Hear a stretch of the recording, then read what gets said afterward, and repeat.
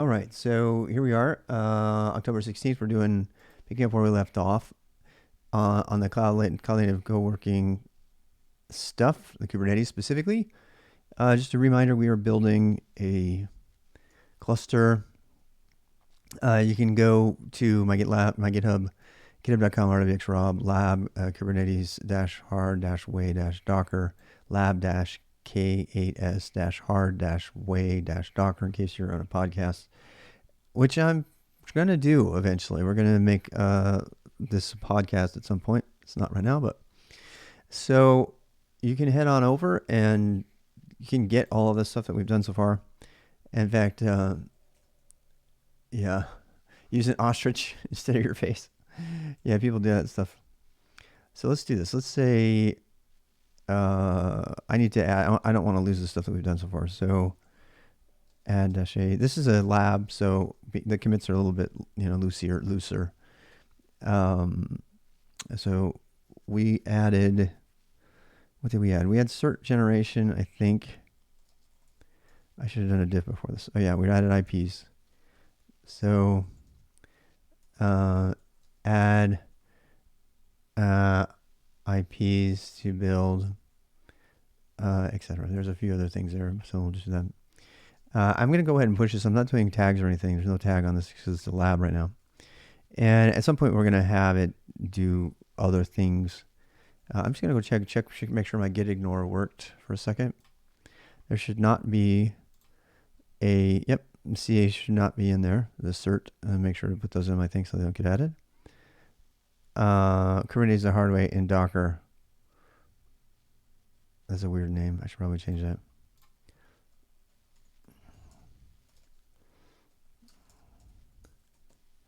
Yep. So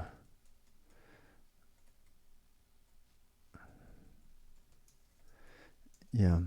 So that's good.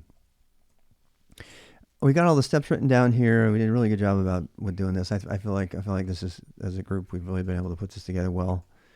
The generate the CA cert and everything, provision a certificate of authority. This stuff we're going to have to come back to. Because there's a fork in the road right here, and this is what we ran into yesterday. Yesterday, the do it the hard way says to do a certificate authority, and we couldn't figure out how to generate a certificate, honestly, and because we couldn't figure out we're not using the method that they use with the Cloudflare. We're using OpenSSL instead, and it's not documented anywhere. So we're going to have to dive in to the cert stuff. Let's see here. So I'm going to put a warning here for people coming into this. At this point, you can choose either to create certificates using your own certificate authority, or you can just use Qpdm and have your certificates managed within Kubernetes. And that's what we hit a problem with yesterday. So we hit a pretty big problem, actually. So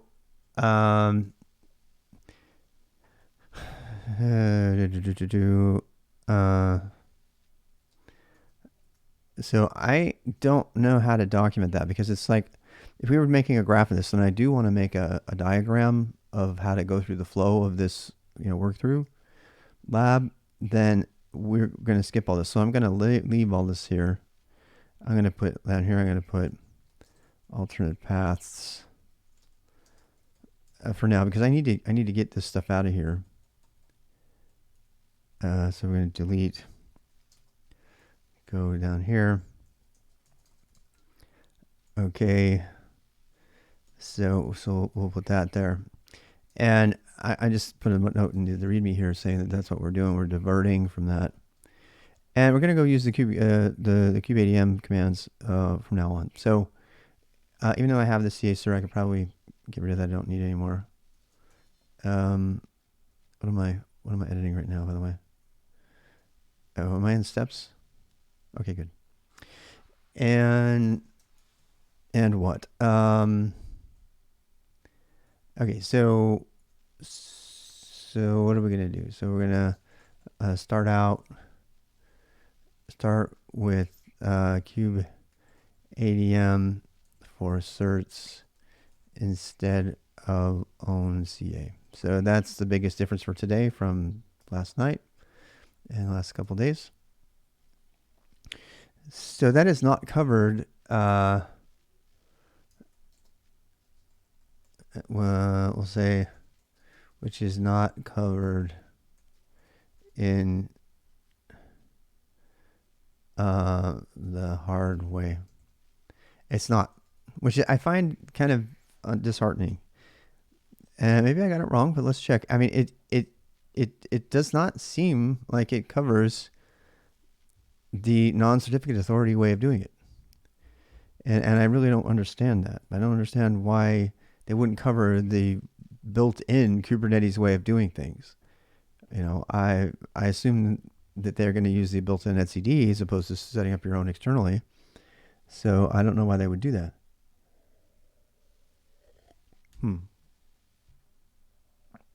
Kubernetes network model concepts, blah, blah, blah, assumes a flat network in which containers and nodes can communicate with each other in case of blah, blah, blah, or policies. Not hard enough, maybe. But that's like unnecessarily hard and frankly irrelevant because it uses the Cloudflare thing, which nobody does. They use OpenSSL. At least as a big conservative enterprise where it's installed by default on Linux. Most of these Linux systems, anyway. So they're already using OpenSSL for other things. Why would they make it hard? It's unnecessarily hard, unfortunately. Okay, so this is all the network creation, firewall rules. We don't need that. I mean, the whole firewall rules thing too. That this is completely unnecessary. So yeah, I can't revisit that. I'm just gonna go with it. So they call the CN Kubernetes. Yeah, this is a part hung us up, which we're gonna come back to later. Okay.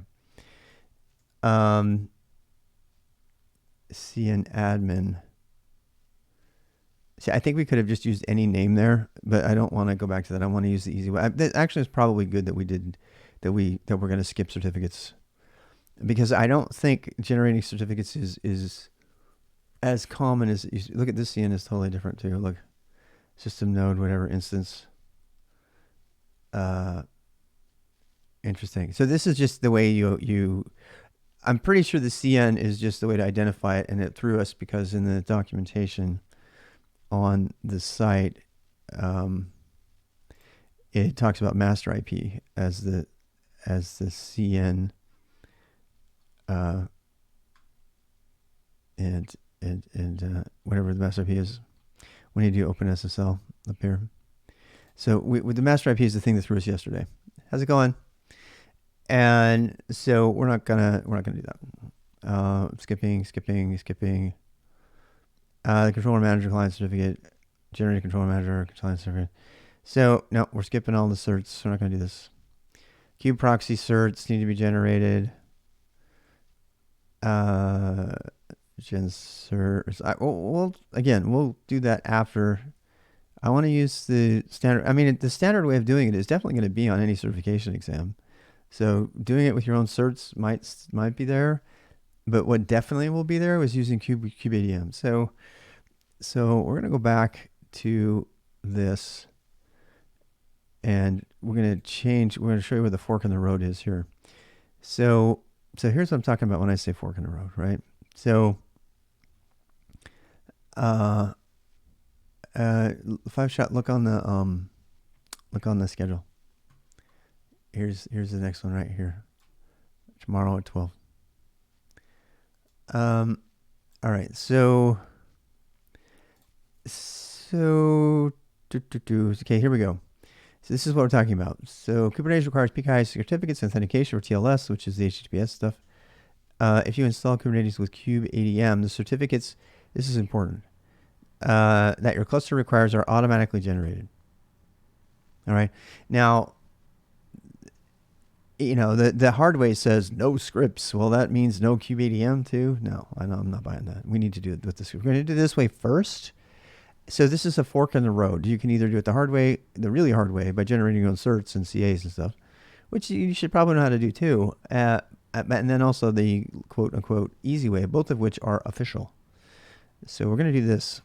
How certificates are used by our cluster. So you use certs. Everything talks to each other as if they're all APIs, right? So it's microservices. So you got to have a cert, just like for any time you have an HTTPS server. It's the same sort of idea, right? So we need certs, lots of them. And where the certs are stored, etc Kubernetes PKI. Configure certs manually. If you don't want Qpdm to generate required certificates, you can use the single root CA, or by providing all certificates. C, certificates for details on creating your own certificate authority. C, certificate management with kubeadm for more managing certificates. I think these things are things we should dive into later, but right now we just want to keep going. The single root CA, you can create a single root CA controlled by an administrator. The root CA can create multiple intermediate certs. This is the manual way. We're going to skip manual, which you should probably script if you're going to do it.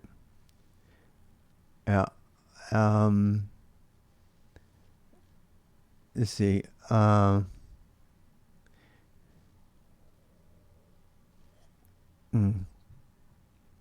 Following example is that you need to provide it. Yeah. All right. Certificate user accounts, so don't do that. We're skipping all of this. All right, so this doesn't really tell me what's next. Production environment, best practice. So that was under getting started, best practices, production environment. Let's see. So we go to learning environment. We got all this. I mean, this is going back. So we're kind of trying to resolve the differences between Kubernetes the hard way from Kelsey Hightower and this standard stuff that's on the certification exam. Install set Qctl on Mac. No. Administering a cluster, configure pods, manage Kubernetes objects, managing secrets. I mean, this doesn't tell you how to install Kubernetes though. I mean, that's one of the tasks that's not covered here at all.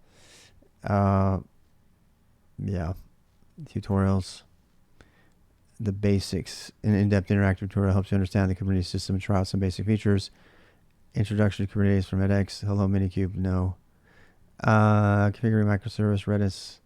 I mean, you think that installing Kubernetes would be something they would cover on the Kubernetes IO site. But I don't see that so far. I'm trying to contrast and counter this with, no wonder people keep recommending that tutorial. There's nothing on the main site that says beginning to end. Secure one. Thanks, Taniwa. Appreciate that. I mean, it could be missing something. Taniwa's gonna have opinions here, because we're going through the hard way book and it's got stuff I don't like. Let's see. Static IP addresses will be Kubernetes API certificate, server certificate. We don't need any of this. We're not doing any of these certificates. The service account pair. Nope. Distribute the client server certificates. Nope. What? And it's using Gcloud for everything, which is no. Just no. Just absolutely no. So let's go straight to the configuration files. Generate Kubernetes configuration files for authentication. It's a gray red hat. Oh, that's very nice. Thank you. Let's see. In the lab, you will generate Kubernetes file configuration files. Cluster organize, also known as kubeconfig, switch enable Kubernetes. In this lab, you will generate Kubernetes configuration files. And also known as kubeconfigs, which enable Kubernetes clients to locate and authenticate kube.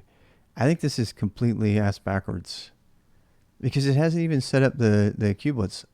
I feel like I know more about this than this tutorial is telling us. I'm not trying to be mean here. We need to install kubeproxy. Actually, we just need kubeproxy and the container engine on our endpoints. We need to put that on everything, and we need to make that aware. We're probably going to have to make our containers mount. If we're going to do this right, we're going to probably have to have the containers mount the socket, the Docker socket, so that we have a container engine that's running on all of them, and without having to make another one. In fact, I actually know that we're going to have to do that because we have to have a container engine on there.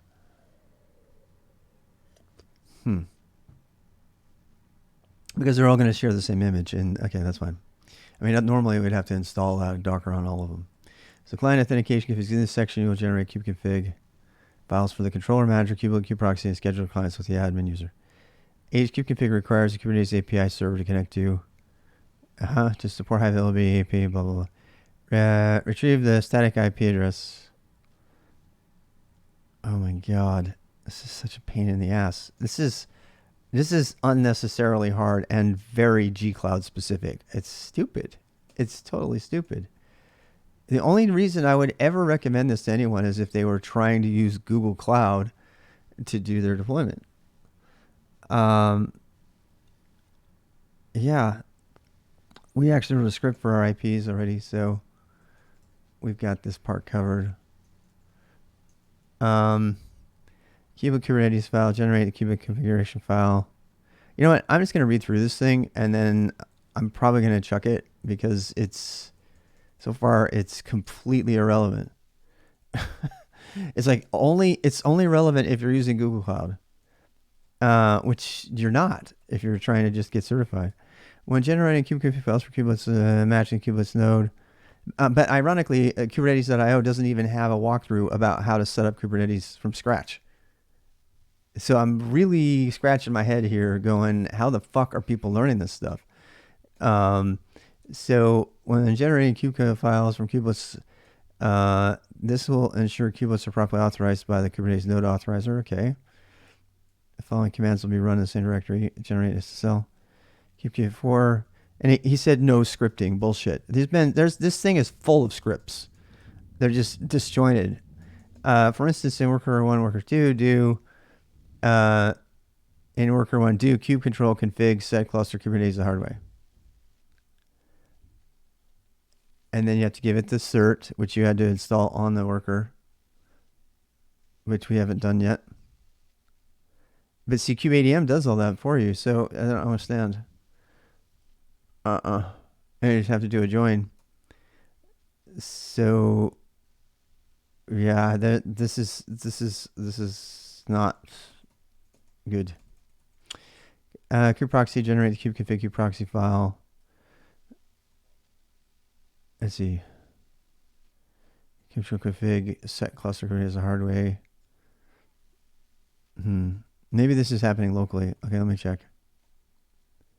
Yeah. The following commands must be run in the same directory used to generate the SSL certificates. Okay, well, we have to skip that step then because we have to figure out how to do it with Qpdm. Yeah. Okay, so this is stuff that's running. This is running on a computer that has Qctl installed. You could do it anywhere actually. You could do it from your worker client, your own workstation. You could do your workstation for all of this stuff, or you could put it on. Before with Qpdm. No, we're gonna do the Qpdm stuff, but we're running into other problems because it's just is not good. This is horrible writing. It's horrible. I'm sorry. I can't. I mean, I started out being very open-minded, but I'm like, this is really, really bad. So we're doing kubeconfig. It's not even telling us what system we're running all this from. So something as simple as what system should you be on to run all of this stuff, right? And it does say install Qctl. So let's go through the prerequisites. So as we I'll go back to my diagram, which would be nice, hey, something like this, maybe we should have an actual diagram. So so I'm going to actually do this. I'm going to put a workstation. So this is to distinguish where you're running Qctl, which can be on any single system. So we have workstation. Okay, so, and I guess we'll put, yeah, so this has Qctl on it. And I'm going to actually diagram that a little bit better here. You know what? I probably, I don't know. I'm trying to, let me think. I'm going to try something different. So workstation, I'm going to put the components that are on here. So this is going to have this on there. We'll call this Qctl. No, I don't want circles. I just want to use squares. I don't care. So Qctl. We have a Qctl on there. Which, I don't know, should we give it a different color to software pieces? I mean, it doesn't matter. It's a composite. It's a command. So how do we do that? I could probably put a little icon on it. I'm going to clean this up later. So our workstation is going to have Qctl on it, right? And honestly, that's it. Yeah, we're just going to put Qctl on it, and then I mean, we could call it.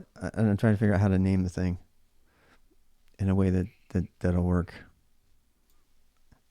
We could just call this workstation. You know, I guess. So that's your workstation, and we'll just like make this big. So this has got Qctl on it, and that's it. In my case, oh, we got Steam still running. Exit Steam. So I'm trying to show where all the pieces are and what they have to be installed on. So we'll put, that's like a G, and we'll put a person. This is like you or me. We're using our workstation, right? And so we're going to actually configure Qctl to talk to all this stuff, right? But you can run Qctl on all of the stuff, but it doesn't have to be installed on all the stuff. So this is one of the things that really tripped me up as a beginner on our infrastructure. So we have a login system, we have local workstations, we have a login system, and I'm going to show you. Let me show you what I'm talking about. So this stuff is all in the cluster, right? But we also have a login machine. So the login machine isn't even in the cluster. And that gets really interesting. So let me show you. So I have, it's kind of like, so this is, we have like a cloud within a cloud, I guess. So we have, okay, the internet, the home router, and the cluster router. Yeah, let me show you. So if we have, this is an idea for how to do stuff at home, but you can also simulate it in Docker. That's what we're doing right now. So this is like my home network. I'm just using the cloud icons for that kind of thing. And I mean, we can move it all later. I just want to make sure. Okay, so this inside of here is actually your Qctl workstation is in there too. So I don't know if we want to, how we want to do that, but I mean, we could say, so this is your main home router stuff, right? So this is how I plan on setting it up. So then we have, so your workstation and you are inside of the cloud. So you're inside of this cloud here. And you, so this is a different subnet. All of these have names, numbers, and stuff. And this is, this is on your home router. So I guess it would be fair for us to tie this part to here, right? So yeah, let's do that. So this thing is kind of over here. And so you're kind of inside of that network. I'm using the cloud for the network. And your cluster is all entirely like blocked off on its own thing.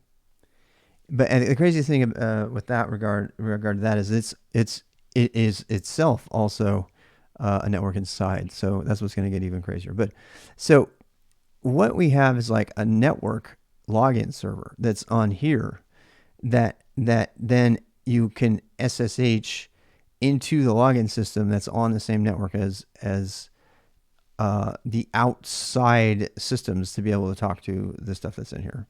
So I'm hopefully, but you can put Qctl on any system. So for example, we have Qctl installed on every single machine. It also has Qctl there, but you don't need it there. So that can get confusing because you're like, well, where do I go to do stuff, right? So, you know, this is the main Qctl you're going to use here from your own workstation if you're running, you know, something, because you're just going to be talking over 4 or 5,000 to the API server, and that's not completely apparent here. We probably should do lines, direct lines. But then you also have any of these systems can have, and they can also have kubeadm. So what is not completely apparent to beginners, and me anyway, is how to do your work. Because you can, should I SSH into one of the control nodes, the master control plane, master control nodes, and do all my work from there? I can do my work from here if I set up the context right and I have the certificates. Or should I get in the habit of, you know, remoting? And by the way, when you do that, you have to SSH in, right? So does that mean we only put SSH on our controllers? And if so, how do we get to them? You know, in our case, we have to hop onto the network. So we have like a login system here that we SSH into. And then from that system, we SSH into the controls, to the head nodes, into the master nodes. And then we do this stuff, you know, the kubeadm and all that. So I'm trying to simulate that environment without getting too complicated. I mean, having multiple controllers and multiple workers is simple enough. These are on, by the way we have this right now, the workers are on, you know what, this isn't even completely accurate anymore. It isn't, because the workers are on a different network. Yeah. We have the workers on and then we have a bridge. Yeah, I just realized that. So these are on a different network. All right, so I don't know. I'm just having fun because I'm trying to visualize this. So this guy, these are on a completely different network. And honestly, they're on a completely different network. We were setting that up, and we were like looking at that to see. So we have like, in fact, if you do VIP, whoops, wrong one. Whoopsie, where are we? 5. So BIPs. So there's all the IPs. So we have a kind cluster. I forgot. I need to do that. I need to delete that one. It's gonna confuse stuff. It's on a different network, but it doesn't matter. Kind. I should probably I could probably go look at that. Kind delete cluster. That's a different thing, because we're not gonna use kind for this, just in case you're wondering. But I wrote a little script that pulls out the IP numbers. So these are on the bridge network. They're all on the bridge network. So Docker network list, and those are all bridge. But you can see they're different networks. So you have the Kubernetes controller network and the Kubernetes workers, and it suggested we put them on different networks. So that was a part of this thing. So our simulation has them on different networks. That's why I changed up the cloud stuff here, because these are different. This looks like a big cloud, but this is your home. This is like your home Wi-Fi, environment. And these actually are networks that don't have anything to do with the router. You have to get into the router even to get into these things. So anyway, we're gonna have to revisit the network topology later. So right now I just want to make certs and know how to do it with kubeadm, and it's not covered anywhere. So I mean, come on, is installing Kubernetes not a basic? What can Kubernetes do for you? Look, okay, I'm going back. The problem we're having right now is that we're trapped because we're trying to follow this stupid ass tutorial and that doesn't even start with the basics. It's the hard way, but they should call it Kubernetes the irrelevant way. Because it has nothing to do with how difficult it is. It has to do with how relevant it is to what you would actually do in your own system, to learn or to help other people set up their stuff. So this has you jumping right ahead to making configuration files, but it doesn't tell you where to make the configuration files. In this lab, we'll make the configuration files, also known as kubeconfigs, which enables Kubernetes clients to locate and authenticate to the Kubernetes API servers. So we have to make a bunch of config files, and we're going to put those on our workers eventually. So in this section, we'll generate kubeconfig files for controller manager, Qblet, Qproxy. So the Qblet and Qproxy go on the client. The scheduler and the controller manager are control plane things. It doesn't talk about that at all, but that's what they are. But they all have to be able to talk to each other. The scheduler is a control plane component, and the control manager is a control plane component. And if you don't know what I'm talking about, you can come up to Kubernetes IO and go look at the components here. It has them outlined. And this is another diagram I want to add. And I don't know how much we want to break down our other diagram. Maybe we want to do. I've already done this someplace else, but they have another one here. They have the getting started, and then it talks about learning environment, install tools, production environment. You manage the self-efficient deploy tool for deploying Kubernetes is kubeadm. That means you should probably learn it, right? All right, so container runtime, it's going to jump all the way to kubeadm, which we should probably click on. Where is it? What's next? Install Kubernetes, Windows nodes, production environment. Qpdm, best practices, production environment concepts. All right, here we go. Cluster architecture. I think, dude, this is so hard to navigate. What is Kubernetes? Is this the one? Oh yeah, we read this whole thing before. This tells you what Kubernetes is. And then we go to Kubernetes components. There it is. Okay. So this here is what we're making. So, but the thing I'm trying to tell you, this is a controller manager. This is the Kubernetes API server. This is the scheduler, and this is the ZETID. That's the database that stores everything. And this is a cloud controller manager. This is only you have this if you're going to talk to a cloud, which we're not. So how's it going, Darth Vader? So what we need is over here. Here's the Qblet and the Qproxy. Now, reading this tutorial, you would have no sense whatsoever that those things are separate. The whole point of doing this the hard way is to get a sense of the architecture. It doesn't distinguish them. In fact, it intermixes them without telling you where they are and where they go. So it doesn't tell you that the controller manager is a part of the control plane over here. It doesn't tell you that the Qblets go on each and every worker node, and the Qproxy goes on each and every worker node. So those config files are going to need to end up there. Or that the scheduler needs to be over here, and it also needs those same configuration files, assumingly, so it can talk to the workers. And as does the controller manager, which is probably responsible for talking and maintaining. I'd be curious to see. It uses the API server to talk, though. So the API server doesn't need anything because that's just the API server is just, hey, I'm passing data back and through. Do. It's like a proxy, I'm guessing. And then so this is the guy that's going to need the configs. This needs configs. This needs configs, and these need the configs so that they can sync, so they can talk to each other. But you get no sense of that from that tutorial paragraph right there. Kubernetes. So what I think this is suggesting is that we have to make the configuration files up front, and we can't start installing Qblet, Qproxy, or anything like that. It's useless doing so until we put those configuration things on there and the certs and everything. And so, yeah.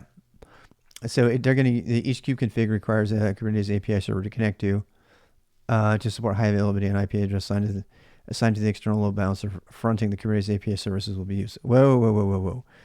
So this is another unnecessary, stupid ass thing to do in our environment, because they're going to actually throw a load balancer into the middle of all this on top of this. So the load balancer is because you can have multiple API servers, which may or may not be on the same machine. They don't necessarily have to be on the same machine. That's another thing that's really unclear from all this, is how much of this is broken out over different systems. We did an extensive amount of research to determine that all of these things are ultimately just pods, except for etcd. There's core DNS over here too, but it's not shown. And those are software standalone things that are kind of integrated into the control plane. But these other things are just pods. Doesn't talk about that at all. So each kubeconfig requires a Qpdm API server to connect to, support high availability, change the Kubernetes IP address. So they grab the static IP address from the Google Cloud, which is irrelevant for us. We generate kubeconfig files for kubelets. The client certificate matching the kubelet's node name must be used. The kubelet's node name. What is the node name? How did you give it a node name in the first place? This will ensure, I thought we were using IP addresses. This will ensure kubelets are properly authorized by Kubernetes node authorizer. Okay, fine. The following commands must be run in the same directory used to generate the SSL certificates. Config set cluster Kubernetes the hard way. I think Kubernetes the hard way is the name of the certificate that was used. Yep, the certificate authority cd.pem, and we created our own. So yeah, a lot of this stuff is probably done with kubeadm for us. So again, I'm going to zoom through this. I think this is relevant for using kubeadm. The kubeproxy Kubernetes configuration file generate kubeconfig for kubeproxy service. No, this is fucking no. I'm getting kind of pissed actually, because this is wasting my time. So I cannot believe there's not something better out there to cover this shit, especially from the official channels. It just absolutely blows my mind that stepping you through how to set up a Kubernetes cluster from the first with nothing from the beginning is not covered at all on the Kubernetes IO website. I hope I'm wrong. I hope I'm wrong, desperately wrong.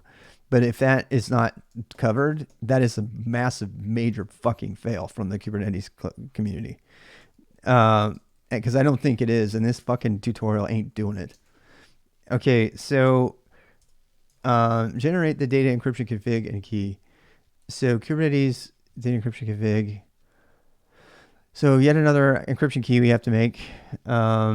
Generate the key, and of course we're going to use urandom to just make some random key. This is trying to be cool by being hard, but it's being hard in all the wrong ways. Oh my God, this is so fucking stupid. This is just so, it's completely dumb. Encryption, this is all covered by kubeadm, and which is the official tool now, so I don't even know why we're doing this.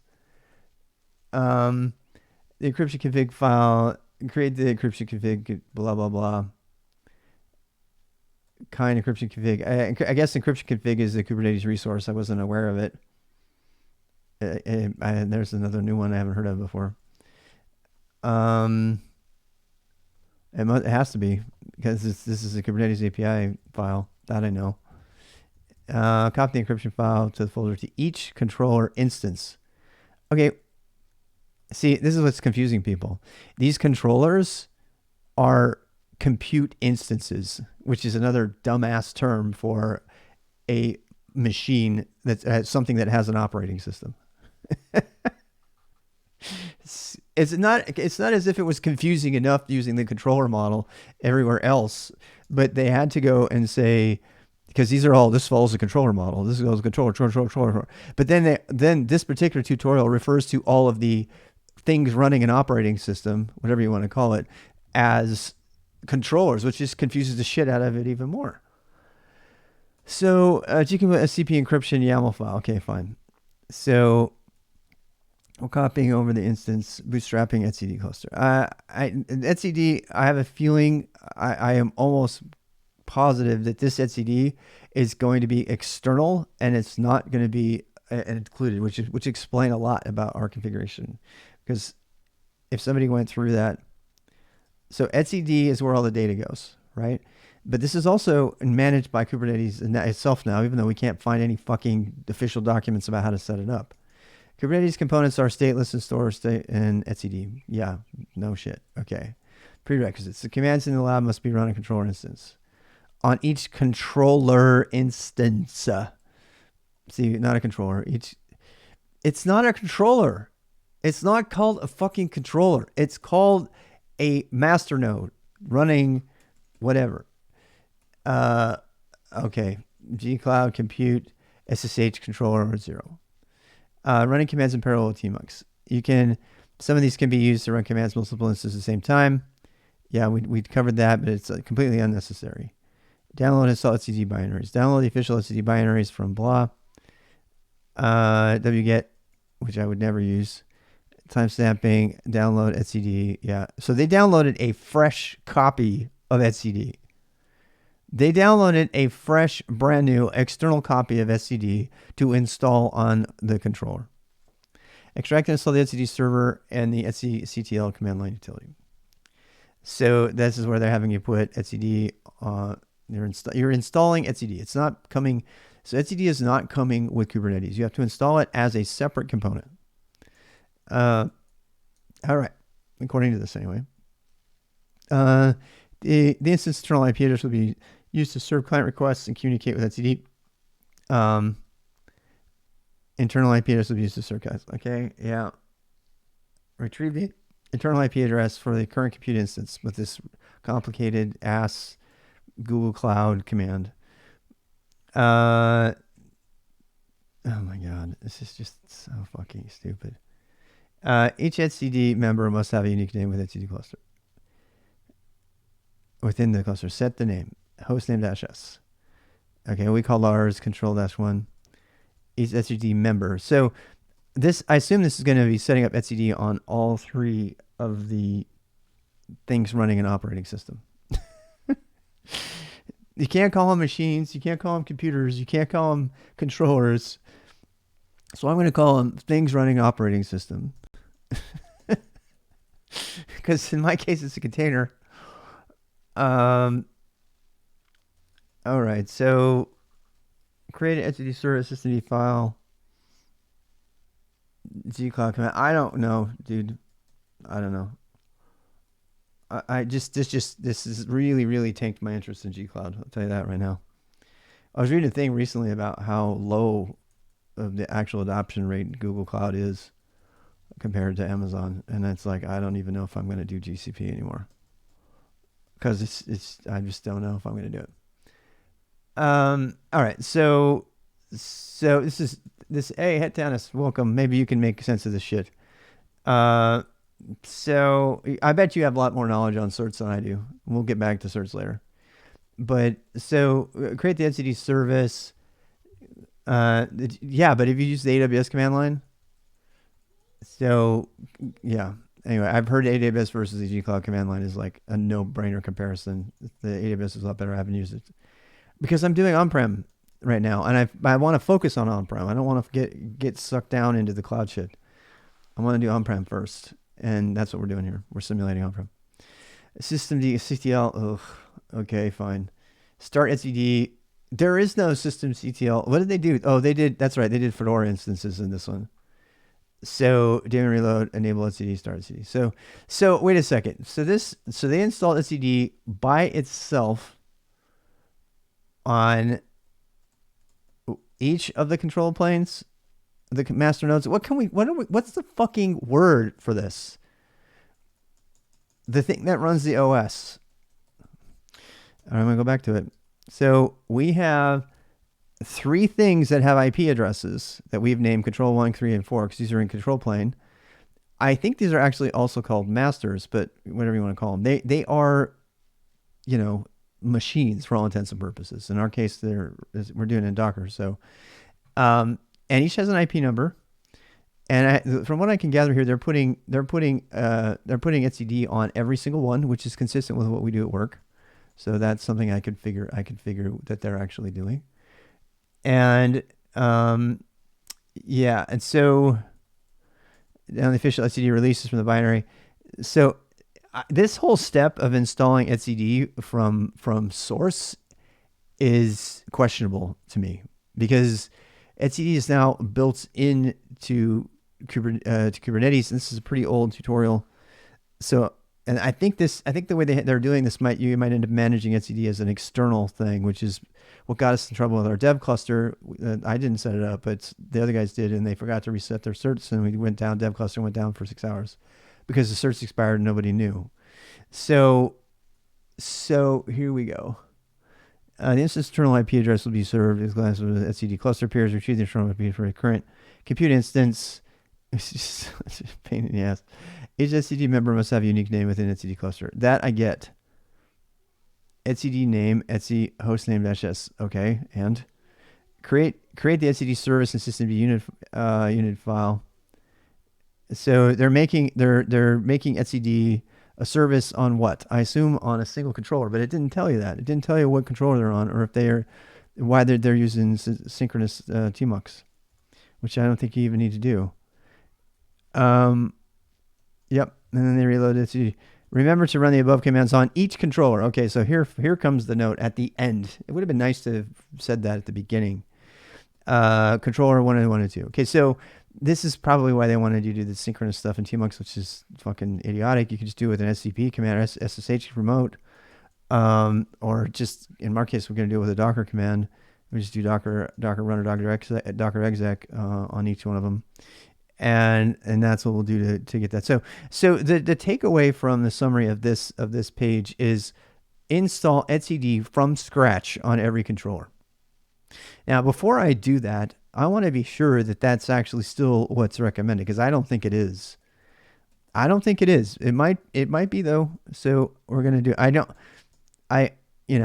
So this entire step could have been install etcd on the controllers, not the controllers, but on the. I'm going to call them the master nodes, because I think that's what they are. In our case, they're control -1, 2, 3. etcd member list endpoints. And then you have to know about etcd. So this is something that we actually have had to do a lot of at work.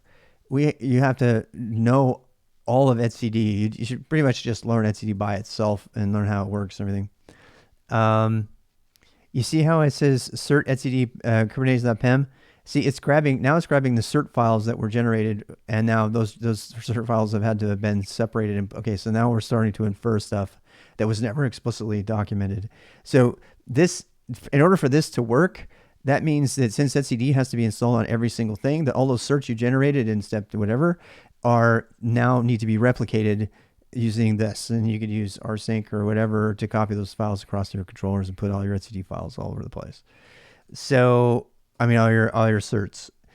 And so, because that command would not work unless you did that. Yeah. Okay. So output. Controller 1, blah blah blah, false. So bootstrapping Kubernetes control plane. All right. I'm reading through this. I'm not gonna waste my time with it because I think it's got lots of errors in it, and I just want to read through it first. Bootstrapping. Yeah, no wonder people are confused, man. I can't believe this is the #1 recommended resource for this shit. It's just absolutely mind-boggling. Bootstrapping the Kubernetes control plane. This lab, you'll bootstrap Kubernetes control plane across 3 compute instances configured for higher availability. You'll also have to create external load balancer that exposes Kubernetes API services or remote chain clients. You don't actually need a load balancer for the API stuff. You can just round robin the DNS. And that's what we just did in our infrastructure cluster. What's the pandoc thing? I'm just editing with VI, and it's detecting pandoc because it's markdown. That's what's up. Instead of 2 commands, you can do this like sudo system and enable your service. Yeah, we're not going to do that though. How to start in DevOps. Come back during AMA time tomorrow at noon, and we can talk. This is a recorded video for Kubernetes Colearning. So, prerequisites. Following components will be installed in each node. You can go look at the beginner boost, Vlad. Please read my about page. I actually talk about that in there. That'll help you answer some of those questions. Prerequisites. The commands that must run on each controller instance. This is going to confuse people. I wish they would stop calling them controller instances. You know what? It's because Google, someplace along the thing, decided to call computers compute instances. as opposed to, anything else. So log into each. There's just so many terminology. There's no agreement on the terminology, and that's angering me. I've been calling them nodes because all the other docs and everybody, they refer to them as the master nodes. So I could be wrong on this, but these controllers are the way to call these things is to call them master nodes. And strictly speaking, a computer, a compute instance, whatever, a thing with an OS isn't a Kubernetes node, master or worker, until it has at least three things. It has to have a kubelet, it has to have a kube proxy, and it has to have a container engine of some kind, a runtime. So back to this. I mean, that's pretty much a quote directly from the Kubernetes IO components page, which we were just on, like right here.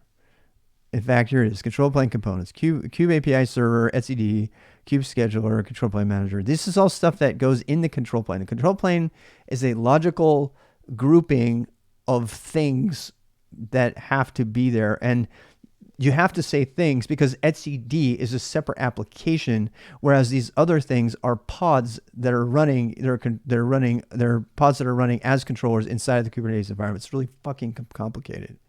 So it doesn't need to be, but it is. And so then you have the API server, etcd, Kube scheduler, Kube controller manager. So all these things are in the control plane. This is what you get in a node. It has to have a kubelet, which is a standalone Go application. Okay. This other thing too is it doesn't tell you what this stuff is. Like, what actually is it? A kubelet is a running Go program on every single worker node, the agent that runs on each node in the cluster. So it's an agent, it's a Go program that's been compiled. It runs as a single binary on the cluster. It makes sure, and they have to call it agent probably because I guess they don't dictate, Kubernetes doesn't dictate how things are implemented because it's a platform framework-y kind of thing. I don't know. I mean, that's kind of getting the Kubernetes project in trouble because they try to not lock down things and be abstract about it and say, hey, anything that implements the agent API and speaks it is an agent. We don't give a shit what is implemented in. And they try to step away from implementation details, and it confuses the shit out of beginners because they have no idea what this stuff is. That's what we're reading. It's a piece of shit tutorial that everybody recommends. We're actually reading it. If you'd actually read it, maybe you would have recognized that. That's what this is. And it's absolute shit. And I'm sorry, I'm not even pulling the punches anymore.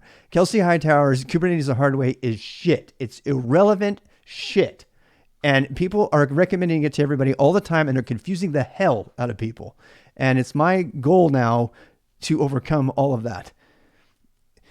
And if you want to know why I mean that, you can listen to because that's a conclusion. And conclusions are offensive, and without the steps to coming to the conclusion. If you actually give a shit about how I came to that conclusion, go watch the last 3 videos on YouTube that I did going through Kelsey Hightower's tutorial. And slowly coming to the realization that this is shit. It's irrelevant shit. And it's actually going to confuse people. So, and it's the number one recommendation everybody makes. And then everybody's like, oh, I gave up on that page too. Oh, I gave up. Everybody's like perception managing everything. No, I'm reading both of them, trying to make sense of it. Dude, if anybody out there has an actual decent beginning to end how-to lab, and I assume there's probably one in O'Reilly. I think O'Reilly is probably where I'm going to go next on this. I think O'Reilly, I've heard good things about the O'Reilly stuff. Really good things. So I haven't tried the O'Reilly stuff yet. You have to pay for it, but I might go through it anyway. Just because you can't get a definitive answer, even from the official documentation. It's so fucked up. It's just totally fucked up. So I got to calm down. Okay, calm down, Rob. Take a breath. Oh, take a breath. All right. Yeah, they get out of data too soon. Exactly. They suffer from the same problem all documentation has. We've talked about that ad nauseum on this stream. It's the whole reason I want to invent the knowledge exchange grid where we can actually, expire shit and make sure things are updated. Plus, these docs don't get any love from the Kubernetes team because they're so they're moving so fast on all the other stuff, they could give a shit about the docs. We talked about that yesterday. I don't want to get into that again, but we talked about having documentation in wiki, the problems that plague wiki documentation that's maintained by multiple authors because they don't have a central theme, they don't have a central voice, and they don't have a central demographic that they're writing for. And so you get this clusterfuck of like links to a bunch of stuff and have nothing that you can follow. And you know, which is why I struggle so hard with writing beginner boost documentation, because I'm doing an outline in one form and another. At least I'm trying. So, and you know, at least Kelsey's thing is a thing. There's, you know, somebody at least tried it. So anyway, so what goes on? Learn about controllers. Okay, see, now you remember that word controller that got used like 10 times over here? Look, the commands of this lab must be run in each controller instance, right? So Mr. Hightower is using the term controller completely differently than the official docs. So if you're a beginner, you're getting confused. Words matter. Plato said, the secret of life is in the definitions. So controllers in robotics and automation, a controller loop is a non-terminating loop that regulates the state of a system. Here's one example of a control loop, a thermostat, blah, blah, blah. That's what a controller is. That's what the controller pattern is. A controller is not a computer running or something running an operating system that has the certs installed on it and runs the API server. That is not a controller, not in this parlance. And it's just confusing the shit out of everybody. So, you know, okay, I'm going to try to come back. The fact that he suggests running parallel commands to tmux is just completely stupid too. And I know Funkmain disagrees and others, I don't. I think that's completely stupid. It should be done with a really easy shell script. So no. So yeah, this is local bin and Cube API server documentation, blah, blah, blah, API service. Etsy systemd. I mean, this is setting up a whole systemd service from scratch as if that was hard. You know, this is an example of hard but irrelevant. Who gives a shit how you run your service? If you have to write your own systemd configuration file to run Kubernetes, Kubernetes has fucking failed. I mean, with a capital FAIL, because ED, because. Oh, in order to run Kubernetes, you have to write your own systemd service configuration. Not to mention every single fucking one of 32 certifications, certificates that you're going to have to pull. I refuse to believe that this is the easiest way to do this. I refuse. No wonder. I mean, you know, it's just no. I'm done. I want to make progress there. I got to stop. I should probably walk away for a second though. Cause I'm getting triggered. Enable HTTP health checks. Yes. Okay, fine. Yeah, but you have to go use the compute docs for all this. This is the biggest fail of this tutorial, is that it entirely relies on Google Cloud. You cannot do this, which costs you in the docs. It even says, get ready to pay $6 a day while you're doing this tutorial, because that's what it's going to cost you to do it. It's such a fail. All right. So the Google Network Load Balancer, health stuff, install a basic web service to handle HTTP checks. I just refuse to believe this is the best that there is out there. I refuse, because I know that there's people who know more than this. How's it going, next gen? So Kubernetes server listening is setting up health check. You have to install Nginx, really? You have to install Nginx? Really? Is this part of the standard procedure for setting up Kubernetes? Oh my God. Oh my God. Oh, this is so fun. Dude, at least I know. Look, when what makes you think this tutorial is not sponsored by the Google Cloud people? It probably was. I mean, the guy works there, right? But yeah, this is such shit. I'm sorry. You know what? I tried really hard to keep an open mind, and I'm not anymore. This is exactly how I was when I started with NeoVim. I was a super big fan of it. I was like, oh my God, they made a new version. It's updated. It's got these great additions. And then I went through the source code and the update path and everything. And I just was like, oh no, I can never like this ever. Like, please let it stop. I want it to be more. It's like, I want my reality to not be what it is. This is telling me to configure an Nginx server in order to run the health checker. So I'm taking away from this that I have to be a fucking Nginx admin as well and know how to run it just to do a health check. And that has to be installed on all the controllers as well as probably, yeah, Kubernetes default server cluster local server name. So this is on a single server. It's on one server. See, they won't tell you what server it is though among the three. VI rocks. There's nothing else. No. We're talking NeoVim. I went back to VI, of course. Yeah, that's how I learn it and teach it. Ed VI Vim. If NeoVim after that, if you want. So, yeah, even though I'm sucking right now at it, I can put my ASCIIs back on so you can see. Kubernetes cluster info. See, again, it doesn't tell you where these operations are being executed. Hi, Cypheric. Go charges people. Yeah, I'm souring on GCP real fast, based on what I'm hearing about costs and stuff. So I'm going to try to keep my mind open. I really am. I'm going to try to keep my mind open. I kept my mind open about the Cloudflare SSL thing, and I ended up not hating as bad as I thought I would, versus just plain old OpenSSL. So teach Nginx HTTP, test the Nginx HTTP. I don't want to set up fucking health checking. RBOC for Qbot authorization. Okay, the worst part about this tutorial is it doesn't tell you where you're running any of this. Look at this. You see this? It throws in this fucking note at the end of all the instructions that says, by the way, all that shit that you just read about, make sure you do it on all three of the controllers. I mean, how about starting with that? God damn, this is so bad. The writing is so bad. RBAC for Qbot authorization. Qbelet.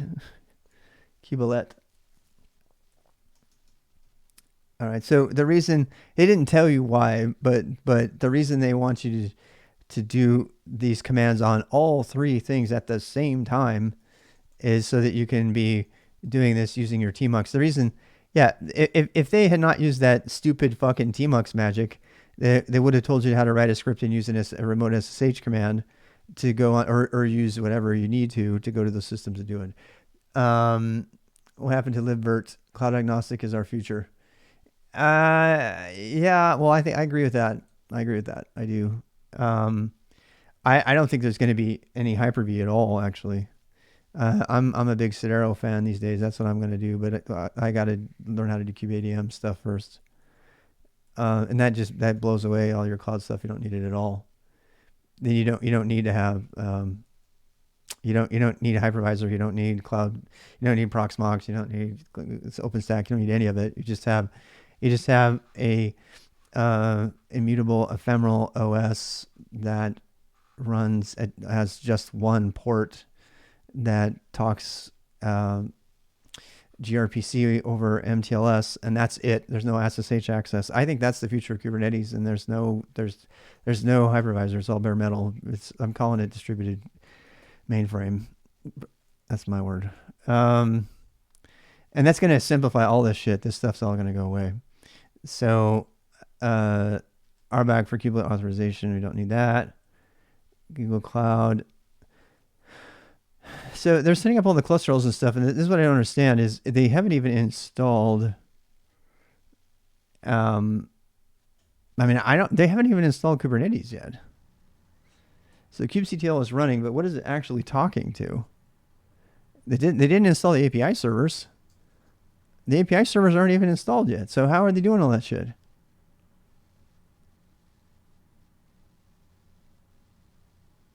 I don't see any.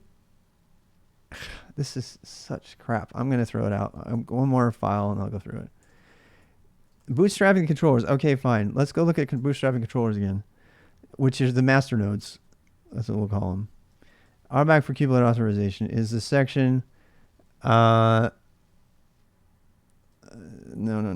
Back to the beginning. Okay. It will bootstrap Kubernetes control plane across 3 compute instances, master nodes, and configure it for high availability. You'll also create an external load balancer and expose Kubernetes.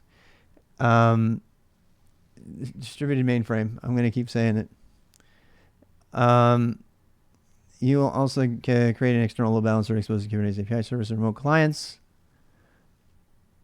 what Kubernetes API servers? They have never been installed yet. The following components will be installed in each node. Kubernetes API server. Oh, all right. Well, maybe I missed it. Let's go.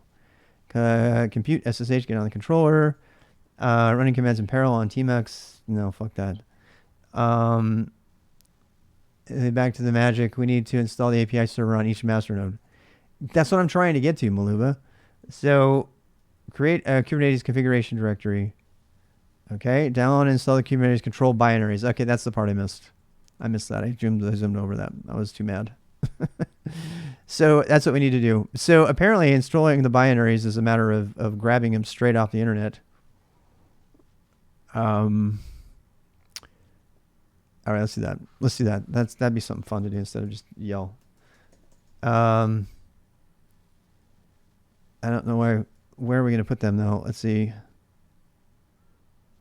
It doesn't say where he wants to put them. It's not putting them in a config. I refuse to admit that the installation of the control binaries boils down to curl. It just doesn't sound right. It says, okay, sudo move them all. So it says grab them all, pull them all down, and then put them in local bin. This is the way that this person does administration really fucking terrifies me. I would never hire them. I'm just gonna say it. It's so bad. So, all right. Let me do a couple things here first. We need to get the binaries. So,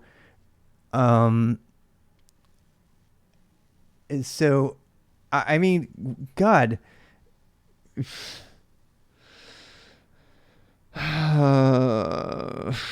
API server, controller manager. I have to believe that there's a better way to get the binary for this.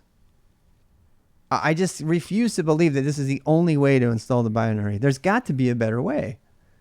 I'm going to go look. I refuse to think that that's even the standard way. Maybe there's, you know what, let's just search the internet. Installing the, I mean, it's not even under package management. It's nothing, right? We're just going to grab some fucking random binary from Google's storage cloud platform. That's how we're going to install Kubernetes, which is all supposed to be about automation and orchestration and easy to turnkey, you know, this and that. And now I have to pull a fucking binary off the internet. Ansible, not yet. We're not using Ansible right now, though. We're trying to do it the hard way. And I'll add in, I'm just using Bash right now. Eventually we'll do Ansible, yeah. Stuff like that. I wanted to just do it just using, you know, bash scripts and SSH to get my hands dirty, and we're doing it all in Docker, by the way. So kubeAPI server synopsis. kubeAPI server validates. All right, but how do we get the fucking thing officially? Huh? Well, YouTube's going to yell at me because I'm swearing so much on this video. Installing Kubernetes with deployment tools. Hey, look, I found something. Oh my God. It's actual instructions on the main website that I did not find the other way. Let me see if I can. I'm going to play with this. Just give me a second here. I'm going to go through the whole thing. Oh my God, really? Shitty web design. Bootstrapping Controllers with Qpdm. Installing Kubernetes with kops. Installing Kubernetes with Kubespray. Installing Kubernetes with Ansible. Kubespray uses Ansible, by the way. Kubespray is how my buddy who knows all this stuff uses it. And that does Ansible. But I wanted to understand all the pieces. Oh, yeah. Installing Kubernetes with kops. So an ADM. God, I just hate that this has so much shit at the top every time. Usually I can get around that by searching for a term really quick. Installing Qpdm. Creating a cluster with Qpdm. It's just, you know what? This documentation is shit. All it is a bunch of links to other stuff. It's like a round robin circle of like infinite hell. It's an infinite hell loop of non-information. Installing Qpdm. This page shows how to install a Qpdm toolbox. Oh, there's a Qpdm toolbox. Nice. For information on how to create a cluster with Qpdm, once you perform this installation process, see the using Qpdm to create a cluster page. Ooh. Before you begin, Capital Linux host Kubernetes project provides generic instructions for Linux distros on Debian and Red Hat. 2 gig or more. So this is an official document. Already 2 CPUs or more, full network connectivity. See, it says I want swap disabled, and I don't have swap disabled. I don't think you need swap disabled. You must disable swap in order for Qblet to work. This is, no. This is confusing people. So they want to put Qpdm on a machine. Okay, so I'm gonna guess here. So this is what I have a feeling is happening. This is where you put your Qpdm. So this is what I think is happening. You put your Qpdm on one of your compute instance / node, whatever the fuck you want to call this thing. And this has Qpdm on it. Right? So, and I don't know what they're called, but I'm going to call them master nodes. Right? So Qpdm can be on any of these, or it can be on just one. Now,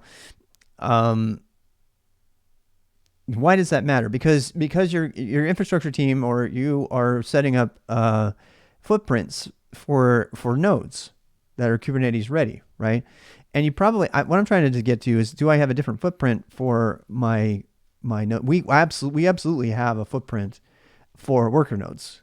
They come with, our certs pre-installed. They come with Qblet and Qproxy and Docker installed, or whatever. Actually, yeah, it is Docker. It's Docker-D. It's a Docker runtime right now. We tried Creo and all hell broke loose, so we went back to Docker. And so, but there's no Qpdm on there. There can be. I wonder if there is. I should probably go check. I should go check on one of ours to see. Yeah, I mean, because you can't check that in a single node cluster. Actually, let me try something. I'm going to check something in kind really quick. This is always faster than docs. So I'm going to pull up a kind cluster, and but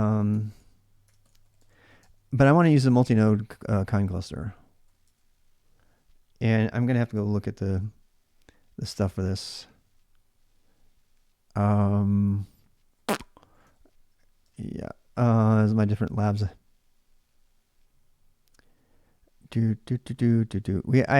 think I had a kind. Yeah, it's not here anymore. So yeah, we need to do. This is a different project. I'm doing PyTorch and Jupyter Hub in Kubernetes. I don't remember the exact thing. So kind. What I want to do. Okay, so here's the goal. I want to pull up a kind cluster. We know that kind does all this stuff properly, and that it does it in Docker. So if I do kind and I set up maybe curl instead of wget. So we can do a kind multi-cluster, but to do that I gotta have a config file, and I don't remember how to do it. So kind multiple images. You guys know about kind? So kind is a full Kubernetes cluster that runs inside of Docker. So there's a lot of things that we can learn from how kind deploys based on what we're doing. And you kind of need to know kind and Minikube for different reasons. Minikube does better ingress routing, detects services, cluster services, and it port forwards them for you automatically without setting up a network. One of the reasons I'm doing this this way, using Docker from scratch and everything, is because I want to understand the networking that's involved and how I need to port forward. And all of that is done magically for Minikube. Kind doesn't do it for you. So lots to know there, but there's like multiple images. So you can use your own image for kind. I'm kind of jumping around. The reason I'm doing this is because I want to do a multi-node cluster in kind really quick, so that I can go see if kubeadm is installed on the clusters. I'm pretty sure it is, because all the images are the same. I'm pretty sure it just uses the kindest image. You know what? I could probably just do that. I will do that. Kind instead of kubeadm init. Yeah, kubeadm init is what we're going to eventually be using for sure. But I want to see something here really quick. Kindest Docker file. I need to go find that. So there it is. Kind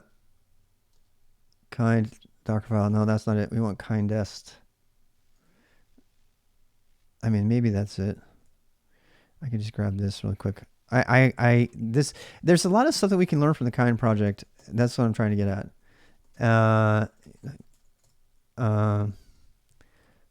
Yeah. Oh, it does? Nice, good. Looks like I did this already. Yep. Dope. I feel stupid. All right, so does the kind project, where's the Docker file? I thought that was a Docker file here somewhere. If you choose to use a Docker provided Docker file. Images based Docker file. Ah. Nice. Kind netd node. That's what we want. What? Replace image base is addition of installing Kubernetes package binaries. Placing Kubernetes Docker images and kind images dash tar. Placing conversion. Okay. Let's go back to base then. So base. Kubernetes authors. Ubuntu target arch. So they're running. So the kind images are Ubuntu. Should Captain QB not supply them as vars? I don't know. The Fraser explained. I go exploring some more. Yes. Yes. Thanks, Milubi. Yeah. Thank you for doing it. I think Kubernetes init is going to, kubeadm init is going to be the answer to all of this. What I'm trying to determine is where we run it.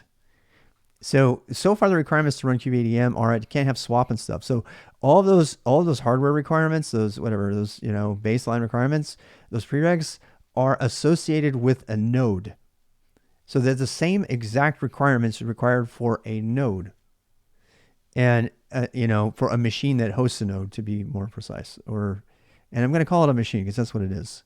Whether you run it as a container instead of a machine, that's up to you. But it's a compute instance, whatever the fuck you want to call it. So, but the thing that says you can't run. So what I'm trying to figure out is where do I put Qpdm? Obviously, I can't install it on my workstation because my workstation has swap. Even if it doesn't, I can turn it up. But I think what the implication is that you should be getting on a machine, on a network where you're going to be installing your cluster, and you should provision a machine there, however you want to do that, hardware, software, Hyper-V, whatever. And you're going to go over there and you're going to put kubeadm on that, right? It says it has to have 2 CPUs minimum and all. Those baseline requirements make me think that, oh, this is just another node. I mean, it's when I say node, I'm talking about a machine that's running Kubernetes, the main things in Kubernetes eventually, or a node host. How about that? I don't even know what the words are. We need to figure out good words. And then we put kubeadm on that, and then we run kubeadm init from there, and we just go from that. So that's the next thing I'm trying to figure out. So what I do want to figure out is whether the GitHub Zet warning. Oh, right, because I had to add that because I didn't want to. Yeah. So yeah. So I assume it sets up the control plane. So I assume on master nodes, right? Maluba, are you seeing the term master node out there? I'm trying really hard to establish what the proper way to call these things is. And to me, a master node is a machine, something with an operating system. Let's put it that way. Something with an operating system that is eventually going to have the components of a Kubernetes node on it, which are, the kubelet. And by the way, that goes for the control plane. The control plane has a kubelet on it. And that's something that wasn't immediately apparent, is that the control plane master nodes also have kubelet on them and kubeproxy and all that stuff because they're nodes, just like everything else. Although I think the API server suffices for that. I don't know. This is the thing. It's really hard for me to get a good draw of this architecture. So here's container D AMD SH. So they're running container D here. I want to see what binaries on there. Qctl. So what are they even running? CNI, artsum, arm, fuse. Okay, yeah, I'm gonna look at the files. So they have clean install entry point. So this is just all the stuff that Kind puts into a node image. Go for Emacs.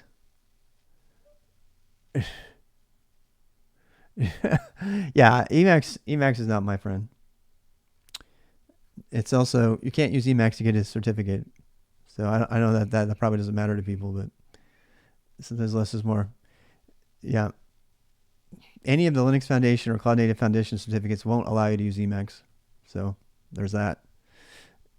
Qctl, Kubernetes system, Qblet.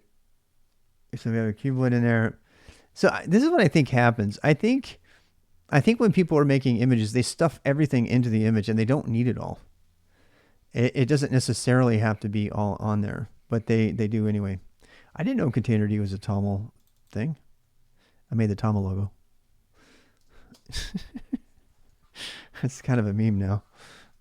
So, yeah, automated tools add everything in the kitchen sink, but they technically don't need to be there, and that's why I was asking. So okay, so I kind of actually want to do something instead of just complain and read. So I'm going to get on my control one.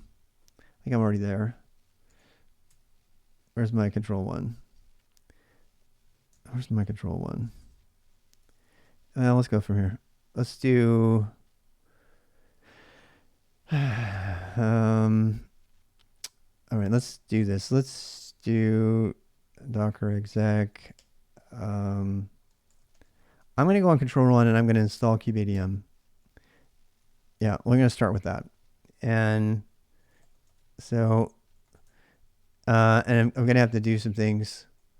That Zettelkasten approach. Oh yeah, tons. Yeah.